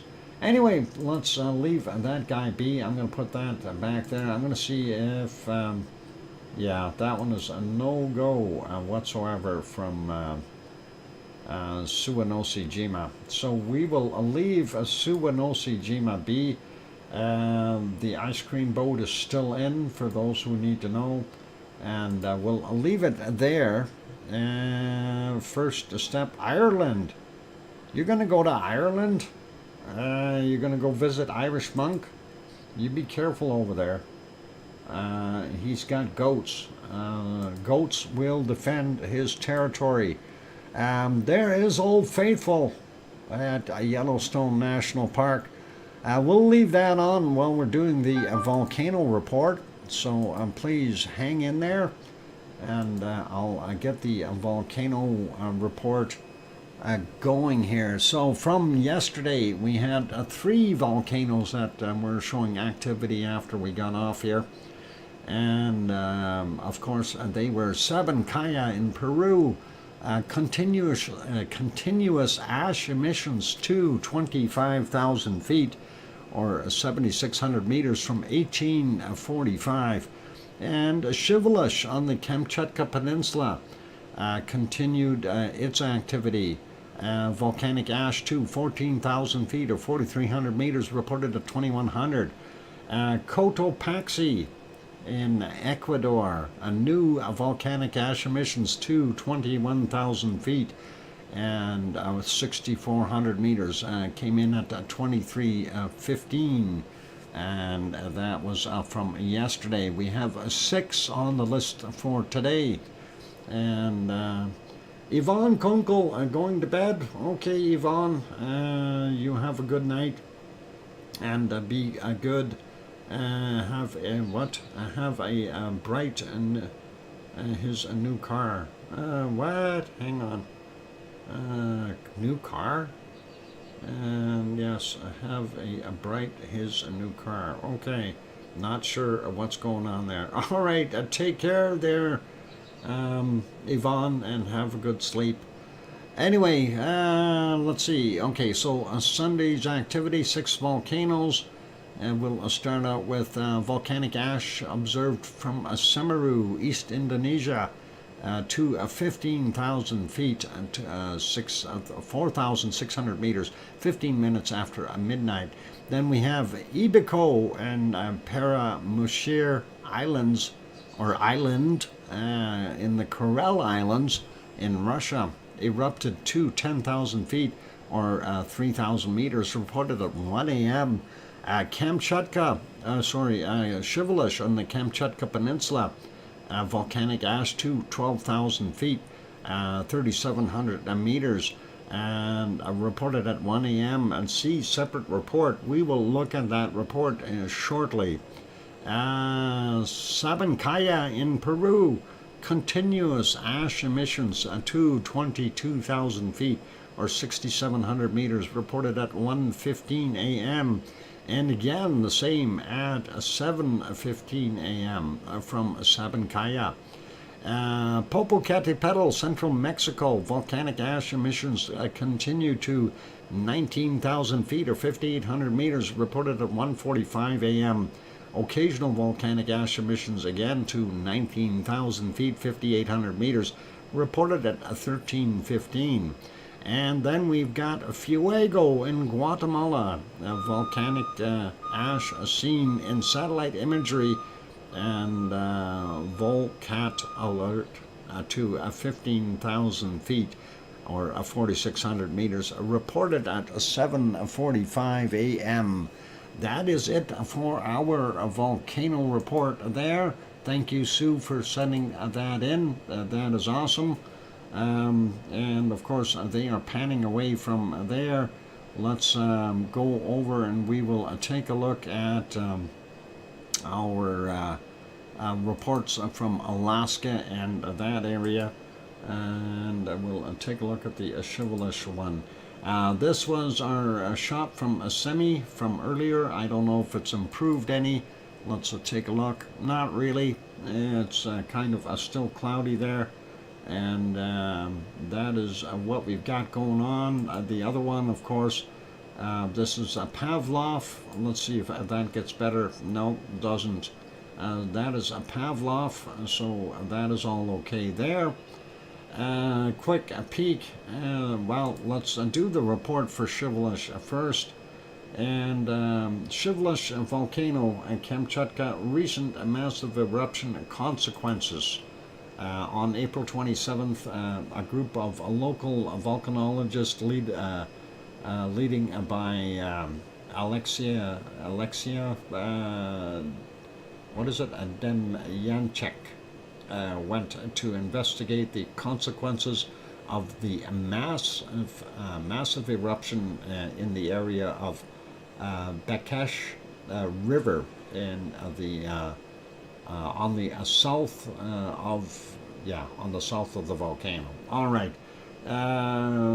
They found a base camp completely destroyed, and that, I guess, is this shot here. So yeah, looks like definitely some problems there, non-livable. So yeah, lots of ash and everything.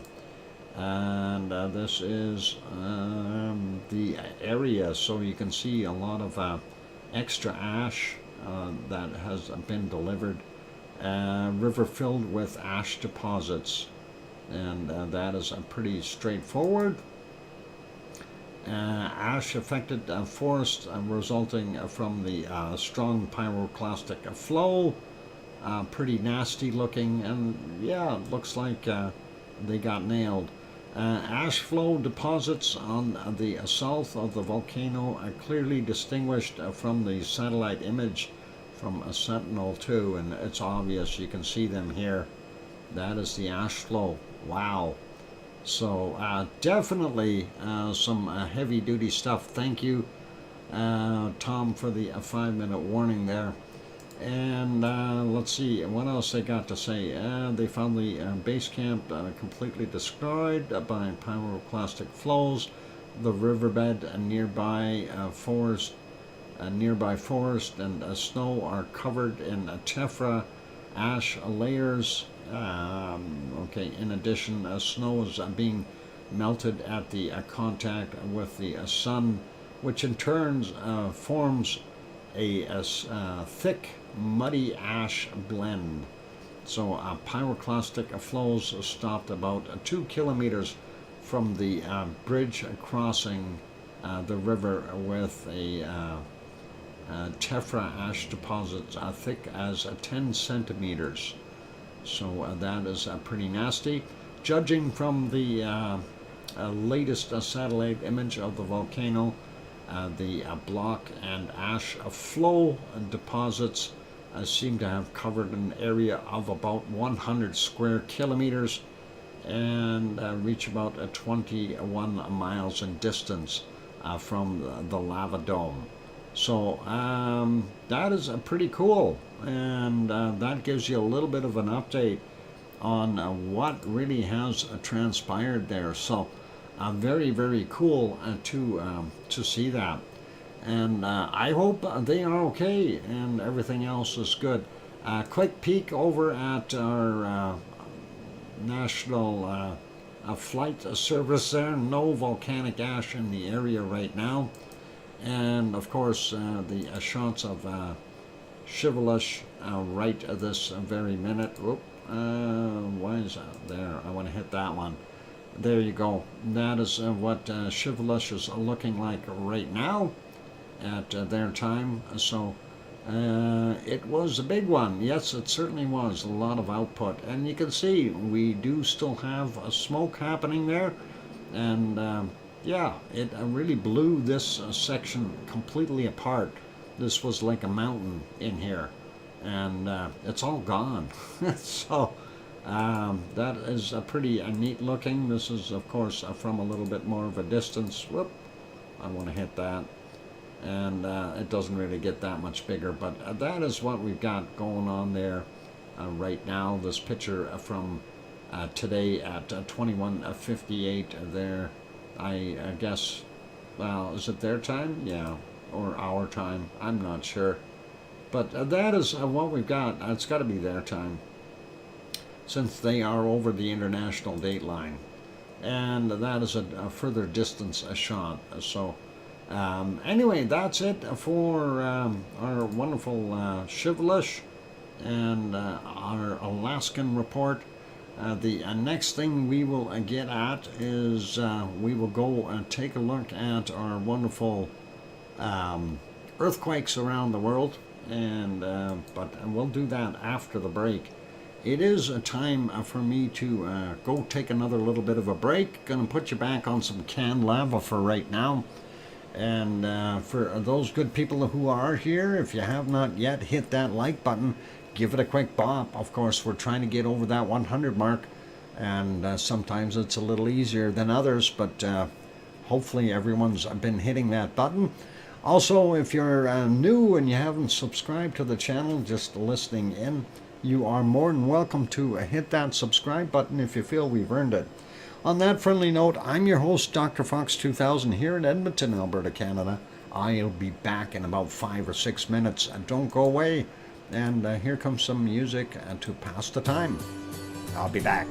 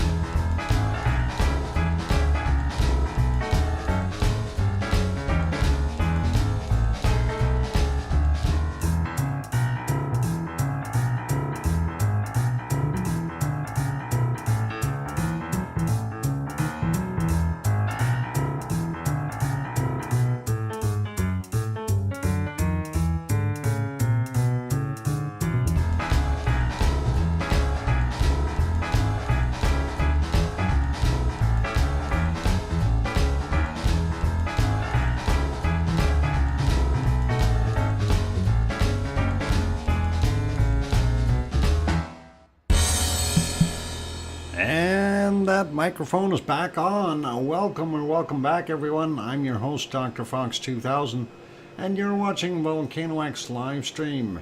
Thank you for the welcome backs from John. And I hear you, DrFox2000, from Sharon Stewart. And thank you, Hermione and Fluffy and Sue. I appreciate that, you guys. That is awesome. Good night to Kevin Haynes, and thank you, Alba Girl, as well. And yeah, Boppy. Oh boy. Oh, we're gonna be Boppy because I'm Hoppy. Oh, jeez, and that's getting really bad. Bad punnies. Okay, let's park our lava, and we will see if we can stop that. And we'll stop it right there, and we'll get over to the earthquakes, and we'll go take a look at what we've got going on. And yeah, let's start out here. I guess we'll start on the Kamchatka Peninsula, since that is interesting. And you know, the Shivalish area, well, that is this northeast of Kilauea. Oh boy. 8:50 a.m., 10 kilometers down, 4.6. The other one, 4.3 from 1914 yesterday. So that would have been a prelude to the other one there. So that is what we've got there. Two of them right on top of that volcano, or pretty close. There it is there. And makes a guy wonder. Things that make you go, Anyway, that is what's happening there on the Kamchatka Peninsula. Moving over, we do see this one here, 3.9, near Rat Island. Nothing really wild about that. We are only seeing one tremor here on Tanaga Island. Not sure what that guy is up to. Very, very quiet there. We don't see anything new, no quakes whatsoever there at what is it? I forgot the name. It's Aniakchak. I forgot how to say Aniakchak. There we go. But we take a look over here at Trident volcano, and Trident definitely has a few extra shakers. Katmai, on the other hand, has nothing, and very little in the mountains to the west, so that is all good. And let's slide down a little bit more here and see what else we've got going on. Nothing really major. We got a 3 over here, 27 kilometers north of Alamo in Nevada. I don't know if that's anything exciting. I'll leave that guy be. We do see this 4.5 down here in Mexico. Is that on land? No, it's in the water. It came in at 9:48, 56.1 kilometers down. Moving over and south, we do see this one. What is that, Nicaragua or Costa Rica? Nicaragua, 4.2, and that came in yesterday at 2100, and it was 37.7 kilometers down for that guy. Let's take a look. There's one here in Venezuela, 4.6, from yesterday at 2259, 10 kilometers down. And another one here in Peru, and that hopefully is not in the same place here.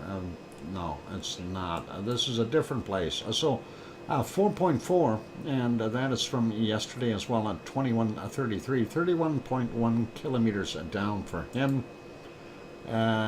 Fault or fracking? Don't know. It's a good question there. Oh, mummy of hamsters. Could be a fault there. Anyway, 4.4, pardon me, down here in Peru, we got that, so that's all good. Next one, down in Bolivia, 4.4 there as well, from 1203, and that's 172.9 kilometers down for that one. Next one, Chilean coast, and that is right in Chile though. 4.6 from 10:39, 69.1 kilometers down for that.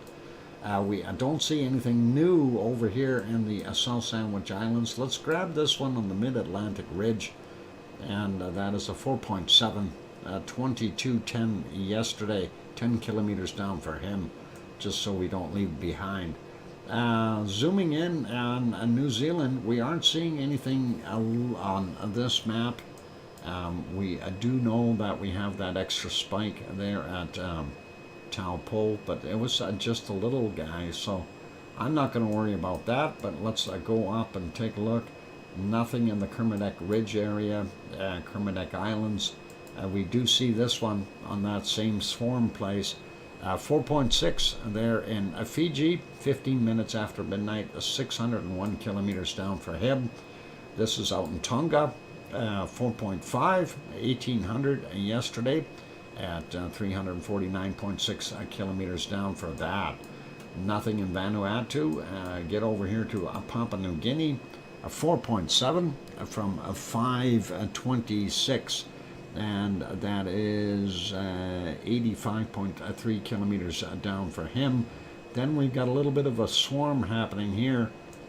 This one is a 4.6, and it was from yesterday, 1926, 10 kilometers down.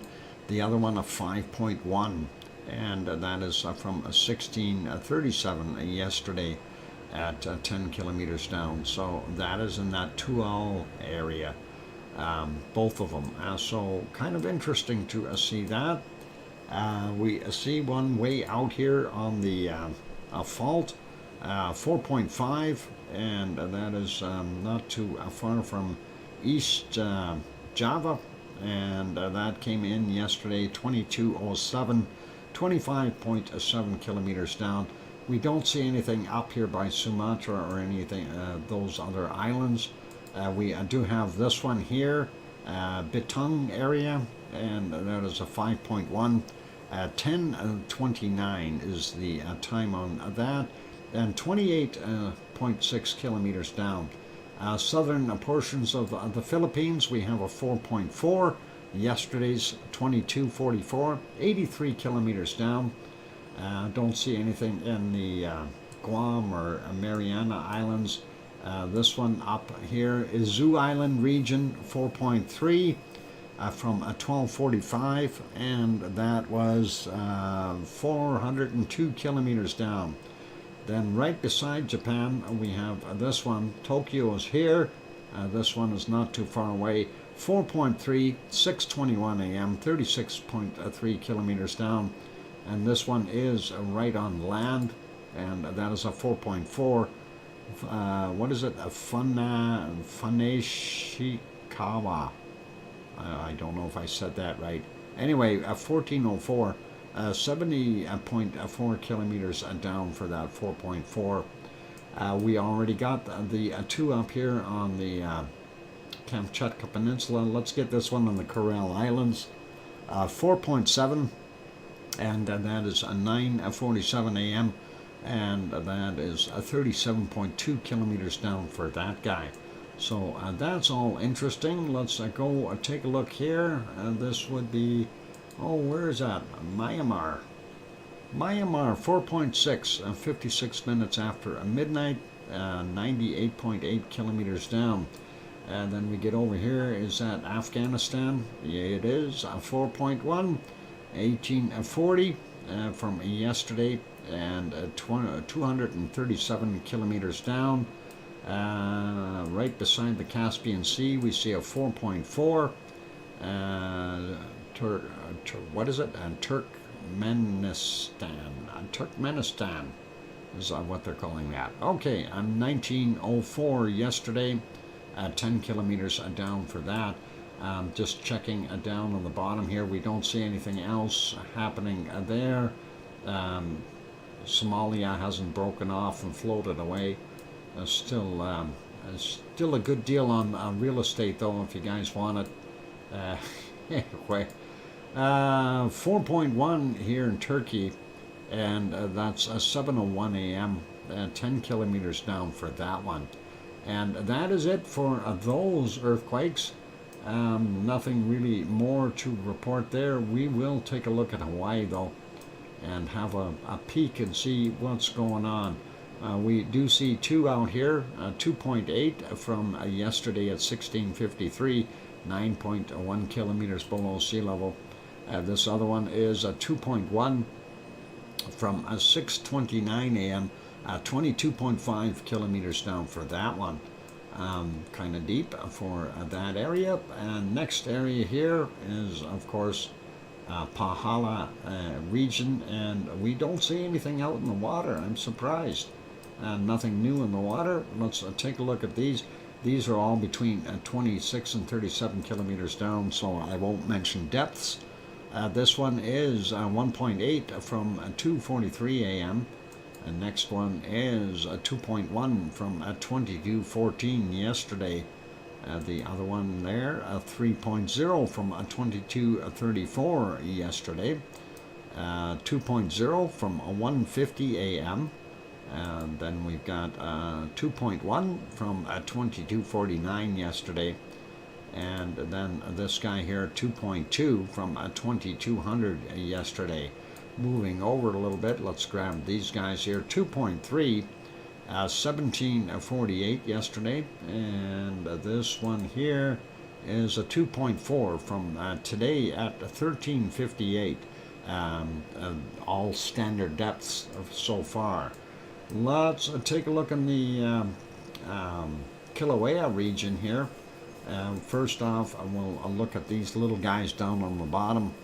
And that is, where am I here? 1.7, 410 was the time on it, and 6.5 kilometers below sea level.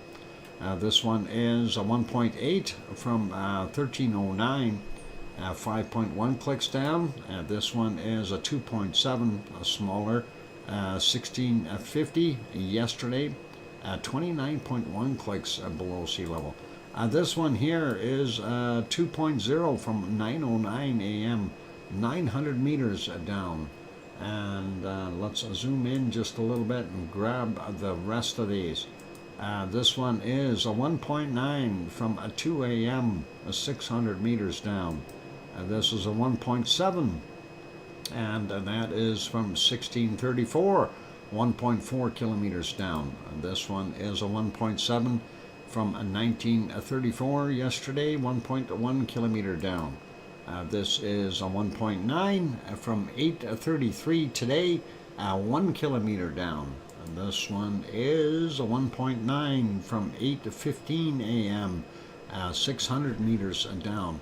And this one is a 2.1 and 8:05 a.m., 700 meters down. And this one is a 2.2, and that came in at 10:01, 200 meters down. And that's below sea level, just so you guys know. That means it's not 200 meters below the top surface here. This is quite elevated, so it takes a little bit to get the lava or magma up there. 1.9 there from 8:33 a.m., 300 meters down. And this one is a 1.7 from yesterday, and it's 2017, kilometer and a half down. So that's it. We don't see anything directly underneath the caldera, but I'm happy with these. Some of the depths are really quite nice. Seeing 600 meters down and 300 meters down, 200 meters down. That would indicate that we may be seeing something coming upward, and that's always cool. What is he doing? Who's leaving and causing treason? Wonky donkey. We're wondering if the starship will be blessed with King Charles. What? At least the ears will move. Oh boy. Oh boy. Are you being treasonous there, Wonky Donkey? Is the lodge going to be on? Huh? Tell us, really. Tell us the truth. He's taking off. That is so shameful. Leaving us for a launch. What a guy. This one was from yesterday, and we don't need to look at him. This one was from a couple of days ago. This one's from today. We got a 3.5, and that came in at 10:07 UTC. And of course, that is at a depth of 35 kilometers. And that would be on what we refer to as the East Azores Fault. Let's take a look and see what we've got here. The launch is an hour from now. Well, we should be done by then. I think we will be able to catch it. So if it's an hour from now, Henry, that'll be absolutely good. Move to 8:30. Awesome. I'm glad they moved it in time for our stream to finish. I'm very happy about that. I like that Elon Musk guy. He's a good man. Anyway, I did send in my request. I told him the volcano stream's on. You can't launch during the stream. Anyway, let's see. What the heck is flashing on the screen here? We got a 0.9 that's flashing. Came in at 2044 there on La Palma. And that is 4 kilometers down. This bigger one here was from the 27th, and that is, of course, 2.3 from 14 kilometers down. Let's see, what else did we have today? We did have this guy. Let me get rid of this, and let's go look at that one. That one is over there. That's interesting. Over near the harbor or the airport. 2.0 from 6:48 a.m. I bet you that freaked people out, eh? A little tremble. But that's the only two that we really see on there. The one is 29 kilometers down over by the airport. What is it? Santa Cruz area. So pretty cool to see that. And of course, the latest one there, 0.9, 4 kilometers down, up on the hill. And that is slightly higher than where Cumbre Vieja was coming from. So that is what we've got. All good. Make that a scrub. Must have problems. It's clear here. Oh. Uh-oh. Is it a scrubbed? Oh boy. All right. 22 mile per hour winds. That's a little windy. Sue, I have to get up at 4 a.m. Okay. I know what you're saying, Mars. Okay. My scar removed last week. Oh. All right. So let's leave our quakes alone there. Let's get over to our next a page of interest, and that's our ASO2 map. And let me get over to it, and we will refresh that. So was I kidding about the scrub? Oh no. So it's not scrubbed, but it is at 8:30 Eastern Standard Time. Is that correct, David? It is a go at 8:30 p.m. Right? Let's make sure we got everything good. Anyway, it looks like today is, it says 20 degrees. I think we've already exceeded that.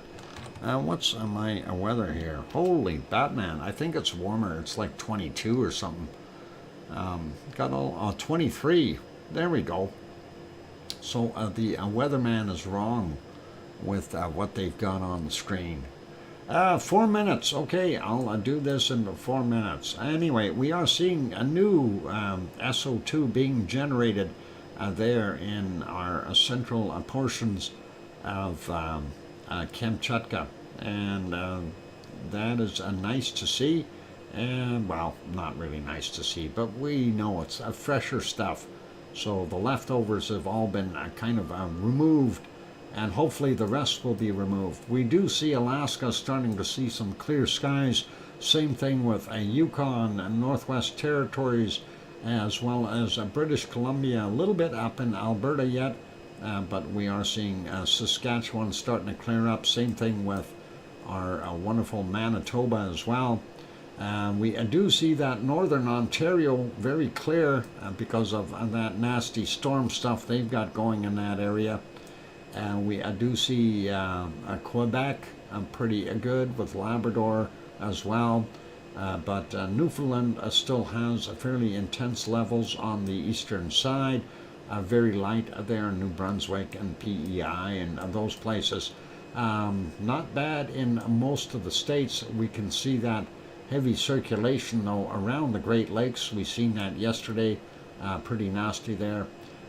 Western states looking pretty good, even down into Mexico quite a ways. We see Popocatépetl down here and plus Mexico City pluming, and that is going over across the Yucatan Peninsula, Cuba, and then out into the Atlantic. So not hitting Florida would have been nice for launch.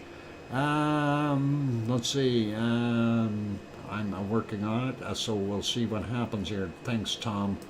Looking at what we see are going into the Pacific from Central America, not too bad from those. Here in Ecuador, Nevado del Ruiz, not that bad. Sangay and the other ones there in Ecuador, not bad. Sabancaya is still producing a fair amount. Don't know how much of that is industrial SO2, but we do see it there. And there was the residual plumes going all the way out into the Atlantic. Looking at what we've got here, not much coming from White Isle volcano at all. Looks like Leo might have his barbecue on. We don't know that for sure, but we know the oil refineries over here create some of that SO2. Heavier plume up from the coking plants. Because of that circulation, it's kind of all being jammed up and bottled back in there. Looking over here, Tofua still doing its thing. Not really able to discern what's coming from Yasur, but we do see that the plume from what is it, Gawa and Aoba have gone out here. So circulation's kind of weird there. Same thing with Papua New Guinea. The circulation's kind of really being moved around, but not that heavy of an output. Luoltoluk is still doing its thing. And then, of course, heavier from Semeru and Merapi. And, of course, a little lighter from Jakarta and Krakatau. Not so bad for Kerinci and Mayon. No, not Mayon. Merapi. Marapi. Not Merapi, but Marapi. And this one, Sinabung, is creating some of that up there. And we don't see anything else in the other ones. Ibu and Dakono taking it easy today. And let's see, looks like Mayon and Bulasan also not that heavy today. Taal is still producing its SO2, but we are competing with a bunch of the population area there as well. China, pretty normal looking. Taiwan, same thing. And not seeing, well, we do see a little bit of a area there around Suwanoshijima. This, though, where'd that go? The map keeps changing. Higher levels right in here. That, of course, is from Sakurajima. And we can see Aso, what I was saying earlier about it throwing out a lot of material. There is, of course, the shot of Aso-san, and there it is. So pretty cool looking, and that is interesting to see that it's a much higher level. Anyway, that is what we've got going on there. Let's move up a little bit. We see higher SO2 levels pluming out in this direction. It's a time for a break, though. And we'll just finish off the SO2 map real quick, and then I'll take a break. This is from Asana-san, and of course it's pluming out this way. but Tokyo also has a large population, and throwing some of that out. We've already looked at the Kamchatka Peninsula, well, Shivlush up here, and I'm not sure if that is from one of the volcanoes or where that's actually coming from. They do have some industrial stuff there, so that's something to be aware of as well. That might be, what is it, Karimsky in there, throwing some of that out. Anyway, let's take a quick look at India. Pretty normal, nothing in Sri Lanka. Down here, South Africa, gold plants still doing their thing. A little heavier there in our DR Congo area. Shivlush, definitely on the map, but you don't know how much of that is because of the circulation. And then, of course, the highlighted spots here that you can see. Oil refineries, for the most part, are there in Saudi Arabia, Iraq, and Iran, and those places. And we are still seeing a decent plume coming off of Etna and Stromboli combining up into this circulation here. So kind of interesting to see that. Still some heavier, well, not so bad for England. Germany, a little heavier today than yesterday. Same with most of Poland and up here in Denmark. But we're seeing higher elevated SO2 levels still up here in Finland, Norway, and Sweden. Iceland is starting to clear up. We see a lot less SO2 there. Are we going to do something special on a Saturday? Saturday, well, EC, Saturday is going to be a tough day for me.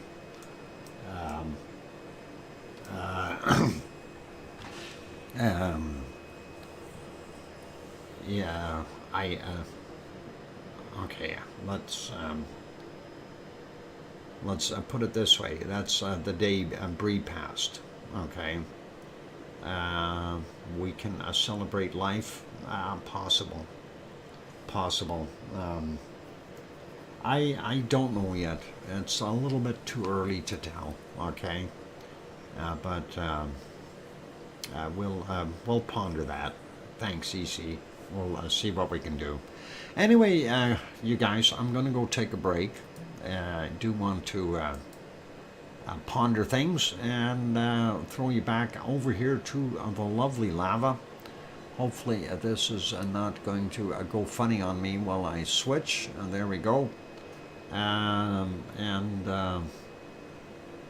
That is, of course, the wonderful Siggy Fisher from August the 14th of 2022. And on that note, for those good people who are here, if you have not yet hit that like button, please consider hitting the like button. That would really, really be awesome. Also, if you can hit that subscribe button if you haven't done that yet, be cool too. And on that friendly note, we will come back with the weather afterwards. I'm your host, DrFox2000, and you're watching VolcanoX live stream. I'll be back.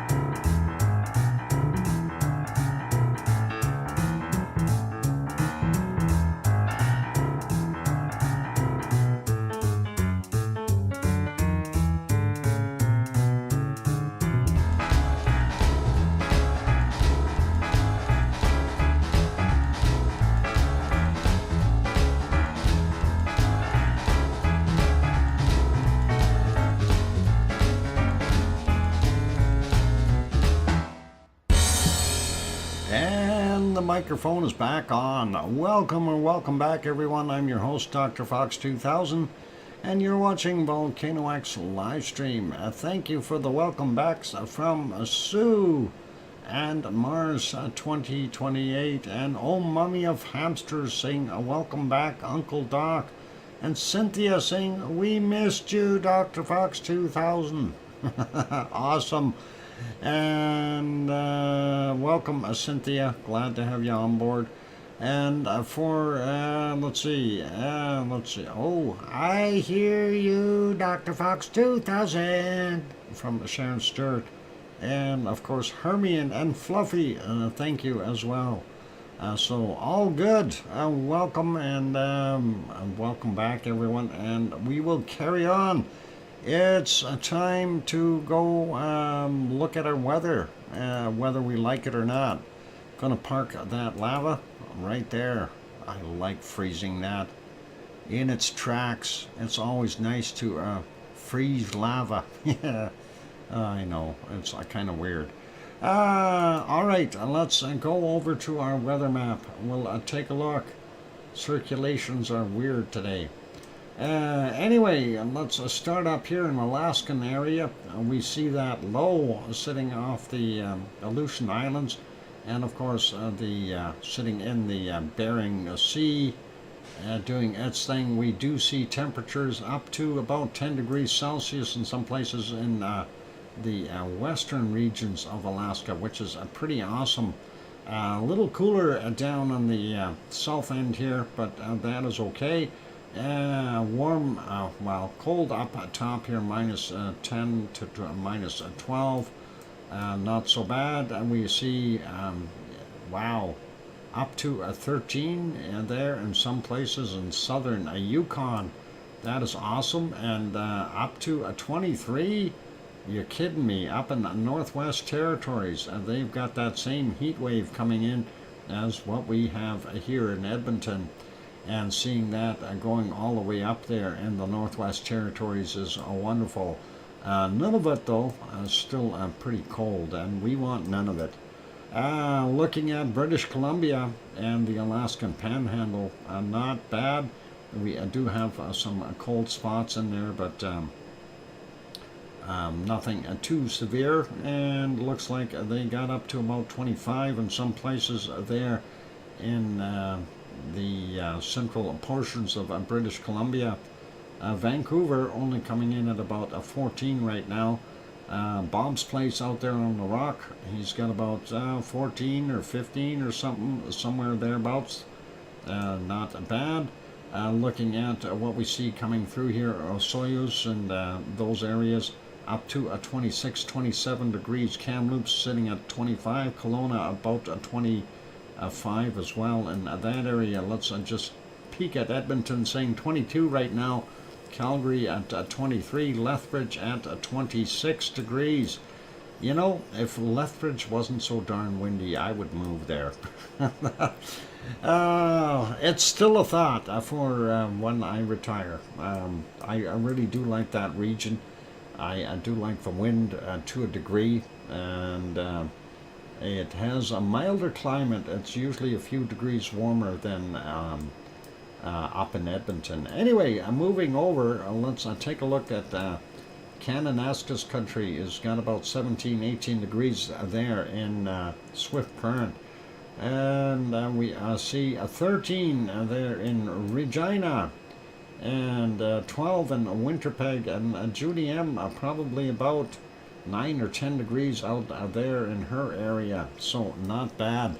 Looking at northern Ontario, we see that cold still funneling in down over Lake Superior from the Hudson's Bay area and getting around the Great Lakes, causing all kinds of cold weather for those poor people, while everybody else is basking in the sunshine. And we got about 9 degrees there in Toronto, 8 in London, and Detroit a little bit warmer at 10. Chicago for Tom and Pepper only about 5, and we see about 4 or 5 out there for Henry. Going over a little bit more, looking at 12 in Montreal, Quebec coming in at about 9. And we see up to about 12 there in New Brunswick, with the lowest about 5 degrees, so not bad. Halifax coming in at about 5, Cole Harbour about 5, and looking over on anywhere from about 3 to about 8 there in Newfoundland. Looks like the Avalon Peninsula about 2 to about 5 degrees there as well. Labrador, the western portion, up to 10-12 degrees, not bad. The northern areas still down in right around that freezing mark. Let's go over to the western side of the U.S. Of course, we see that low here.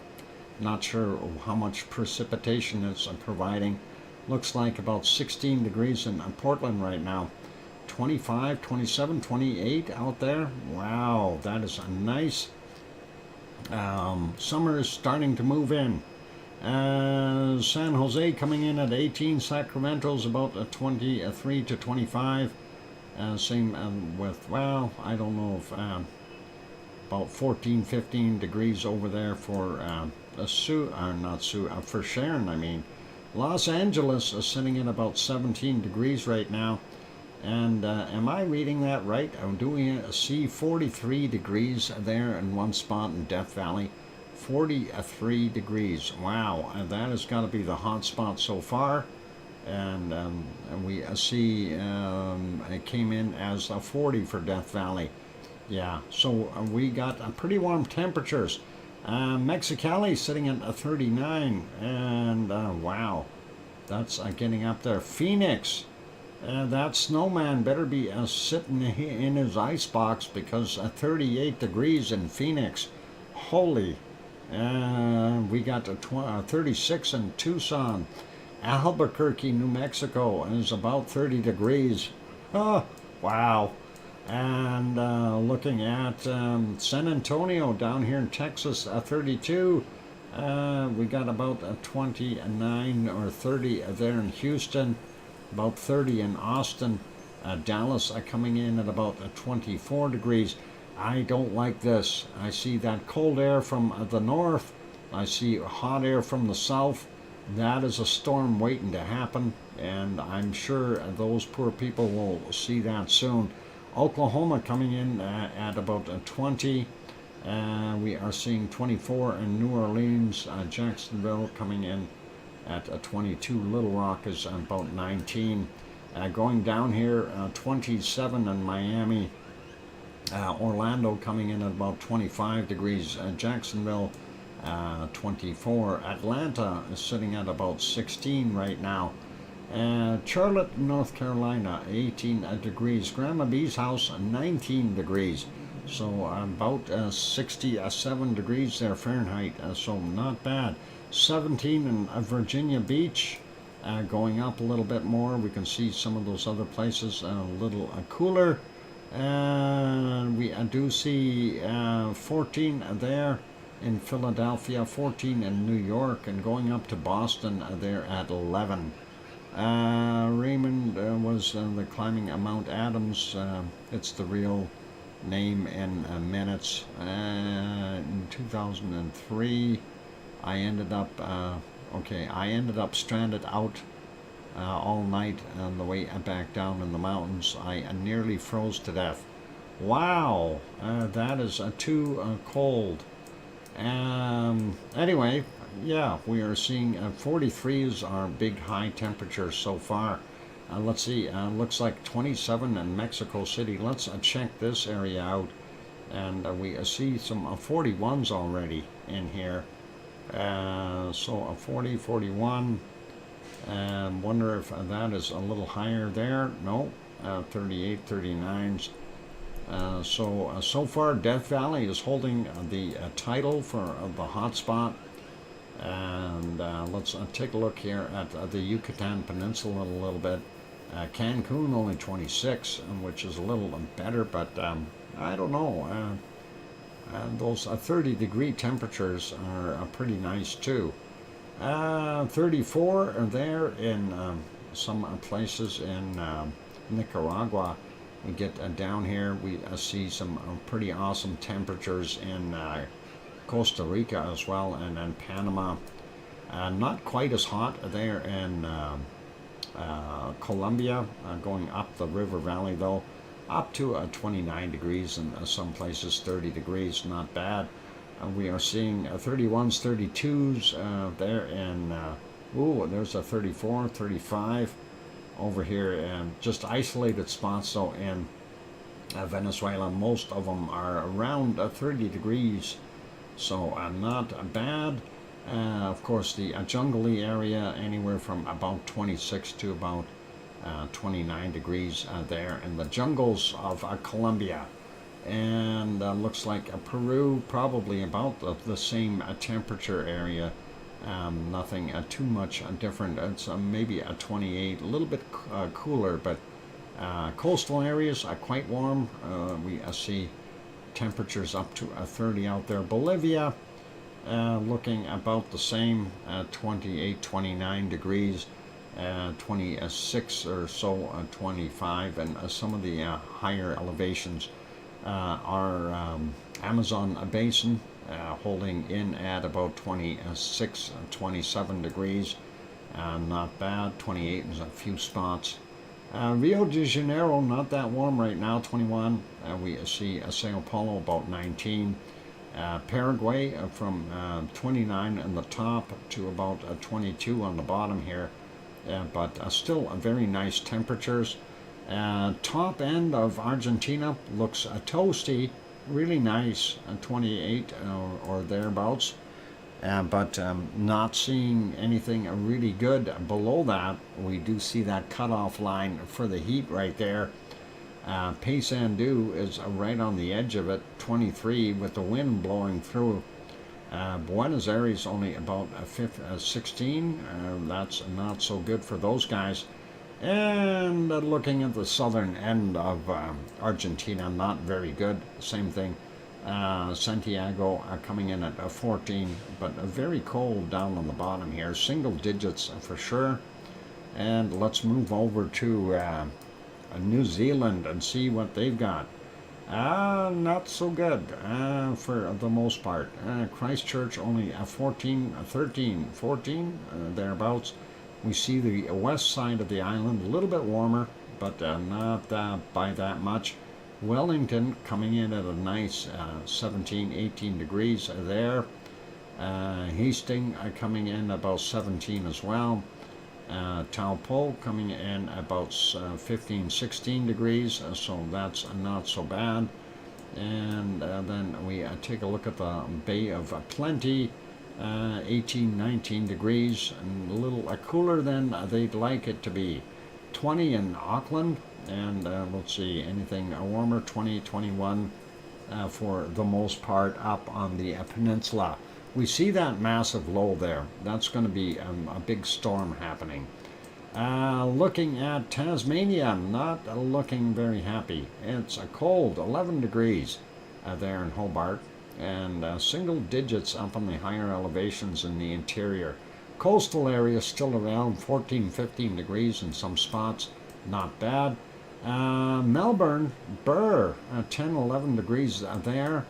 Adelaide, a little bit warmer at 15, 16, somewhere thereabouts. And Sydney coming in about same thing, 14, 15 right now.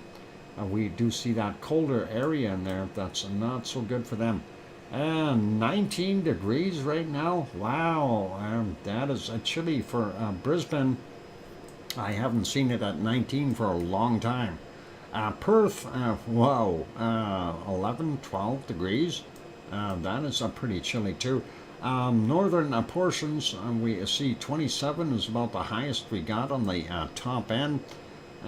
We do see about 29 or so, 28, 29 there in Fiji, pretty normal. Same thing with Vanuatu. And still a little bit on the cool side in New Caledonia. And we do see pretty normal temperatures there in Papua New Guinea, maybe slightly cooler than normal, but nothing outrageous. They are still up to 29 degrees. You got to remember it's still fairly early there, so give it a time to warm up. We're seeing temperatures from about 21 to about 25 on Java, and possibly about the same, even a little lower there, 17 up to about 25 on Sumatra.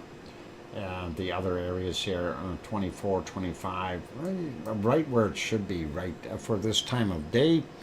Bangkok coming in at about 26, 27 degrees. Thank you, Sue. And we've got Manila coming in at about 28, 29. Most of those places about the same. And the rest of the Philippines, pardon me. And Kagoshima coming in at 16 right now. We are still seeing fairly cool temperatures there for most of Japan. Tokyo sitting at 18, the higher elevation, so down to single digits. Sea of Japan, again, getting that cold air from the Asian continent. Sapporo coming in at 13 right now.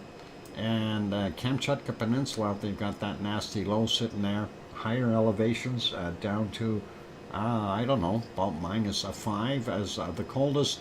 And the warmest we see is probably about +5. So kind of balances out a little bit. And looking at Sri Lanka, pretty normal. Delhi coming in at 20 degrees right now. India looks pretty normal. South Africa, cool. Cape Town, 15 right now. Looks a little cool there. I don't know. Madagascar, not bad. And looking at what we've got in the south central regions, pretty normal from what I see. But now let's take a look at the Sahara Desert. We are seeing some temperatures up to 37 degrees there. So it is definitely warming up in the desert. And let's see. Still seeing some cold stuff up here in Algeria, as well as into the higher elevations of Morocco. Tunisia looks a little better, but Cairo, of course, still looking a little on the cool side. They should be warmer. It's 14 there. UAE starting to warm up. We see 29s.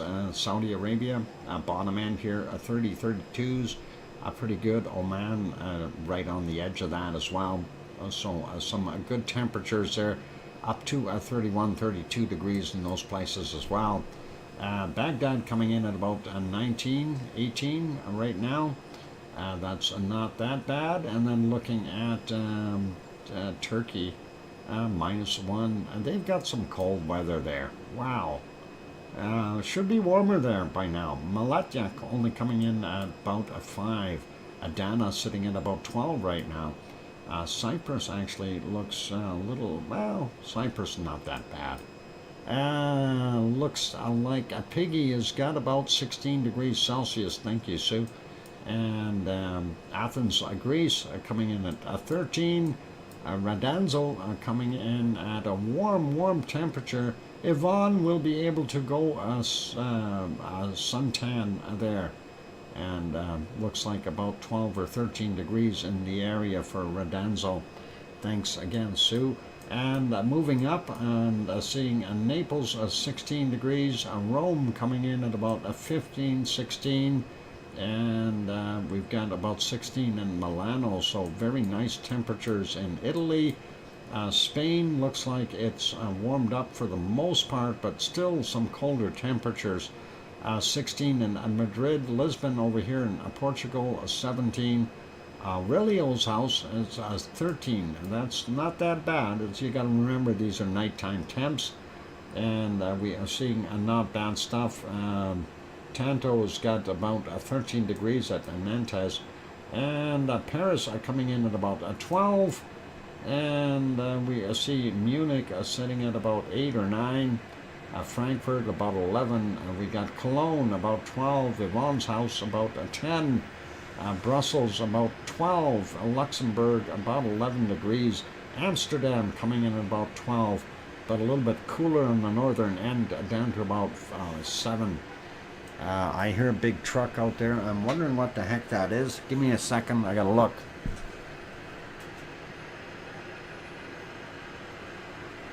Oh, I see what it is. It's a big truck hauling away a U-Haul truck, a big tow truck. I'm not sure what happened. U-Haul broke down. Yuck. Anyway, let's see. Berlin coming in at 6. Hamburg coming in at 5. Copenhagen coming in at 6. Aarhus 6 degrees. Oslo coming in at 2 or 3. Stockholm sitting at about 5. St. Petersburg about 4. Moscow coming in at about 6 degrees. And looking at London, sitting at 11, looks slightly cooler in Wales, but not by much. Leeds at 10 degrees. Glasgow 9. Aberdeen coming in at 9 as well. The Highlands, of course, a little bit cooler.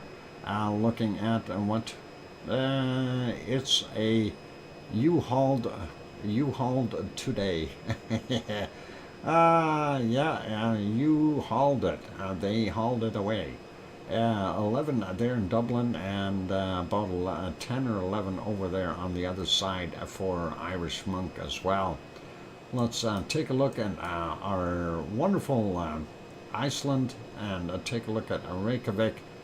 We see about 2 degrees there on this map, but 1 or 2, that's right about the right place there. Sue, thank you.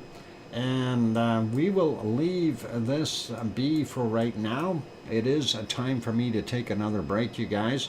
So I am going to put this on precipitation. And here's that nasty stuff down east. Wow, around the Great Lakes and around New York and all those places. I'm looking at the launch area here. Possibly, well, it should be all right for those guys. Anyway, we'll get back to the precipitation after the break.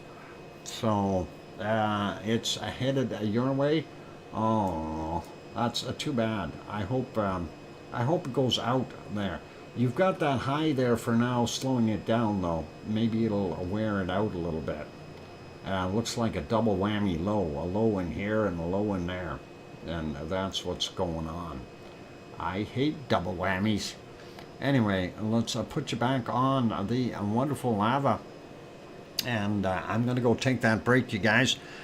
Keep smiling, play nice in the lava. And I will be back after the break. I'm your host, DrFox2000, here in Edmonton, Alberta, Canada. If you have not yet hit that like button, give it a quick bump. And then also, if you haven't subscribed, consider subscribing. I'll be back in 5 or 6 minutes.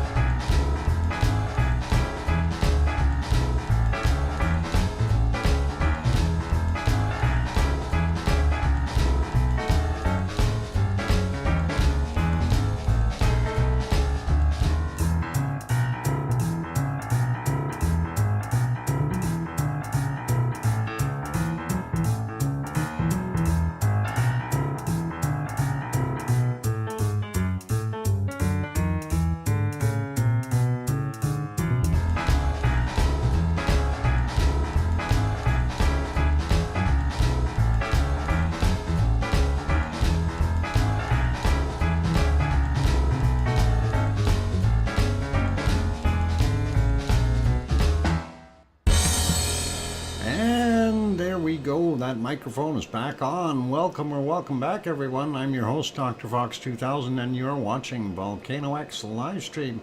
Thank you for the welcome backs from Sue. And Oh Mummy of Hamsters says, welcome back, Uncle Doc. And thanks, Mars 2028. And I hear you, DrFox2000, from Sharon Stewart. I know. And I'm sure she doesn't sound anything like that. But that is okay. Anyway, for those who need to know, there is a bunny eating right now. I did say hi to him. And that is all cool. And Wonky Donkey says, Daddy Fox is back. Yep, definitely. What? Early in the AM? Maybe. I hope not. LOL. Okay. I'm staying inside. Okay. What? Actually, I have to do a husky. Okay. All right. In not what? In not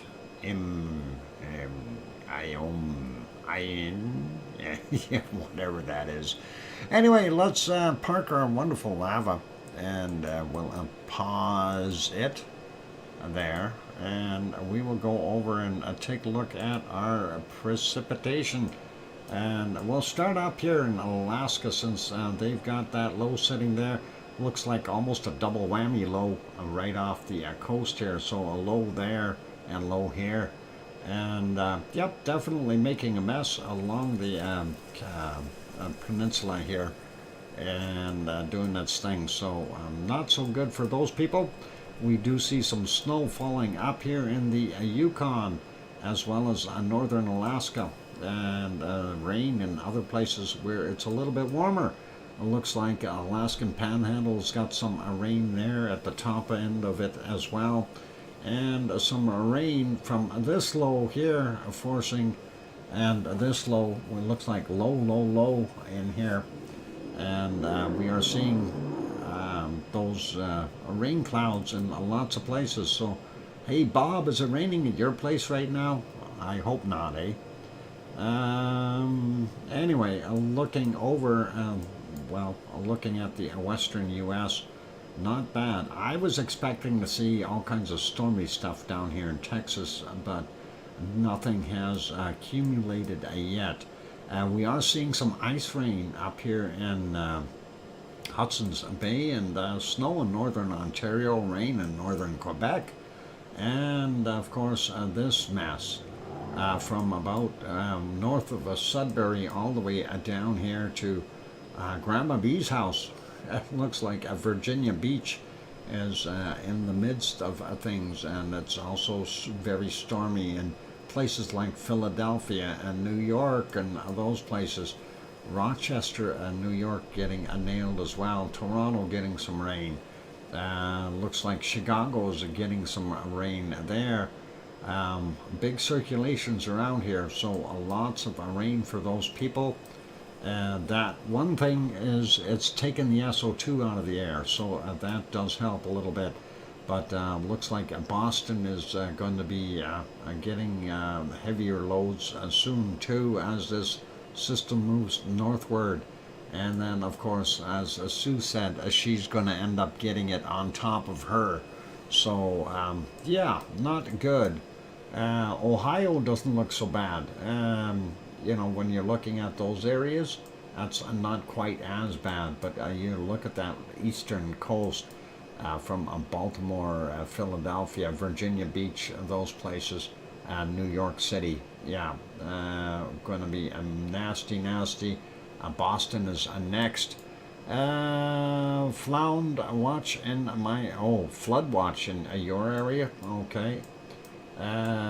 Looking at Central America, we do see a little bit in Mexico, not anything too bad. Some little tiny storms there in Guatemala. Looks like Honduras is getting more of it. Nicaragua, Costa Rica, and Panama, of course. Looking at what we see in our Amazon, So everywhere from Colombia, actually northern half of Peru, Ecuador, in parts of Venezuela, and a lot of a big chunk there in Brazil, of course, getting nailed. Looks like Paysandu is getting some rain and possibly thunderstorms. So that is what we've got there. Buenos Aires, a little bit of rain there as well. Not so bad in the other regions, other than down here in the bottom end of Chile. Always bad down there.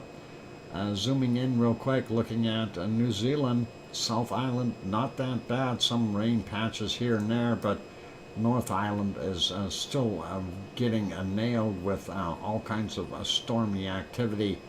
Hopefully that'll let up. This low, of course, circulating. It's going to move this way, and they're going to get it even harder. So I hope it slows down a bit. Here's another low sitting just on the southern tip of Australia, and that has got some rain happening there in Tasmania, and likely will end up causing some more rain out there. This, though, will eventually move over, and this whole storm system, if it's got enough power, it will come in afterwards, after this mess goes across. So New Zealand is in for some storms in the next little while. Looking out here in the Tonga area, that's not so bad, but you go a little further north, American Samoas and those places likely got some bad storms. Fiji, not bad, but looks like the islands here in Papua New Guinea definitely getting some. And East Indonesia, bottom end of Philippines, definitely stormy.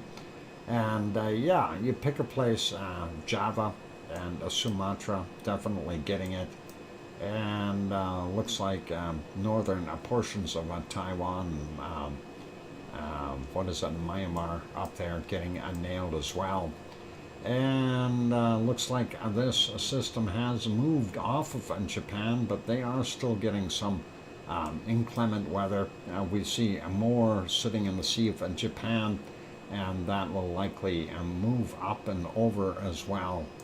Kamchatka Peninsula, this low being mean, pulling all that stuff in, and southern end of Kamchatka getting nailed. And 'tis the rainy season there in India, and we are seeing it start up. Looks like not so much rain for Madagascar, southern portions of Africa pretty dry. Central regions here supposed to be wet, and they are. And we don't see too much rain in the desert, none that we can see there. A little bit up here in Algeria, not bad. Looks like not too bad of weather there in Turkey. We do have some storms in the east there, but nothing as severe as what it could be. And we do have some stuff sitting in the corner here. I'm not sure what's going to happen with that. I don't think that's that big, though. Piggy, not going to get any rain right now, but we do see this system here, and this low sitting out here just by the front side of Italy. So this down on the bottom end, this is like a separate system. We're going to see lots of rain for these guys. We're going to likely see some flooding in those areas as well. It's almost looks like what's with the reversed stuff here? We got a circulation going this way and a circulation this way there, and northern portions of Sardinia going to be in trouble. Spain, not so bad. A couple of little spots north of Barcelona there. Some rain there in France, thunderstorms as well. Not that bad. We do see the Alps and into Switzerland. They are getting some rain. Same thing with the Alps there in France. It looks like most of Germany is dry, as well as Luxembourg, Belgium, and Holland. And most of Denmark, not too bad. We do see some rain up on the top. Looks like Sweden isn't bad. Finland, a bunch of snow. And of course along the coastal areas of Norway, stormy stuff. And then we see this low here. And that is likely going to move into inland a little bit and go into Norway as well. Some rain in London and those areas. Looks like Wales has got a little bit of rain, and northern portions of Scotland has got rain, and a few patches in Ireland as well. Let's take a look at our wonderful Iceland. And there we go, real quick. Snow up in the north. Southern end looks a little bit better. No snow yet. We do have this low circulating here, and that will move over eventually. That's another storm that's coming. So this will move up and over. This high will end up getting pushed out, and we'll see that low move over. See, you got a high there, low there, high there, low there. So we'll see how that progresses in the next few days. But this is definitely going to make it miserable for the east coast of the U.S. and Canada. So hopefully everyone is prepared for some storms. Let's leave that be. That's it for our weather, really. I want to find the coldest spot on the planet. We found the hottest place already, and we know that is in Death Valley. And let's see if we can find the coldest place. Doesn't look that cold down there. Wow, hang on. A minus 60 something is plenty cold. Minus 66 so far for the cold temp. Minus 67. That is pretty chilly. Minus 68 right there.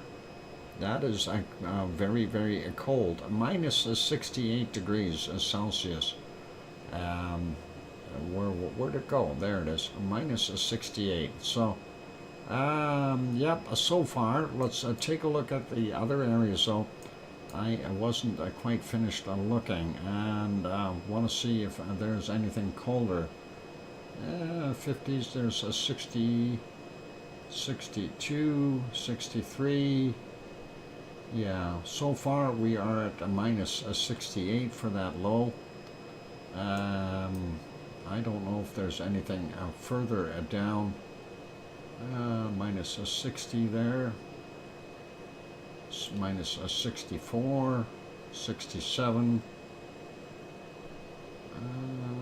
67 in that region. We already found minus 68, so I don't know. I don't think there's anything colder.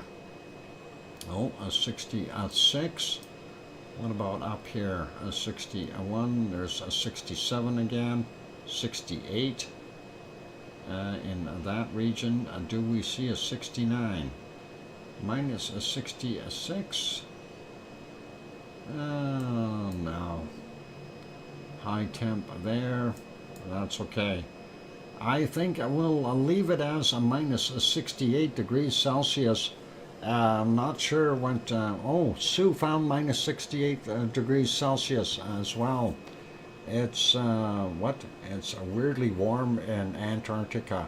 Well, if you want to call minus 68 degrees Celsius warm, yeah, okay. I have a personal preference of something a little bit warmer, but that's okay, Sue. Weirdly warm. I like that. I do agree. That's a little bit odd. Usually you see a minus 70s, but you know, give it another month and let everything cool a little bit more. When a few days ago we had minus 80. Yeah, I'm sure we're going to see those temperatures drop back down there as well. And that is all okay. Anyway, I'm going to wrap this up. We're going to put this back on there. And we will get our finals done, if you want to call it that. But thank you everyone for being here today. It's been a good Sunday stream. And for those good people, of course, who haven't hit that like button yet, now is your opportunity. Thank you everyone for being here. I do appreciate that. We only had one small super chat, and that was from Piggy. So thank you kindly, Piggy, if you're still listening. I really do appreciate that support. And on those notes, we will leave it be. Tomorrow is Monday, so we will get back to normal times. Good night, Hermione. Take care. And I'm going to say good night to everyone on here. And I'm going to be watching that SpaceX launch if it goes. But we'll hopefully it will. It should. It's clear there. So you are most welcome, Sue, and thank you for your time and effort in sending in that report. Raymond saying good night to everyone as well. Going to catch the rocket launch. Bob, if you can drop the link for that rocket launch, that would really be cool. And good night to EC as well. Thanks. Thank you everyone for being here. So time to wrap it up, and remember tomorrow is Monday, so we are back to regular times for evening streams, and we'll leave it as that. Thanks everyone for being here. You take care of yourselves, and please remember what I always say: tell your loved ones that you love them tonight, for tomorrow is never promised. I'm your host, DrFox2000. Good night, everyone. Take care, and oink oink. Oh, by the way, thanks, mods. Before I forget, oink oink.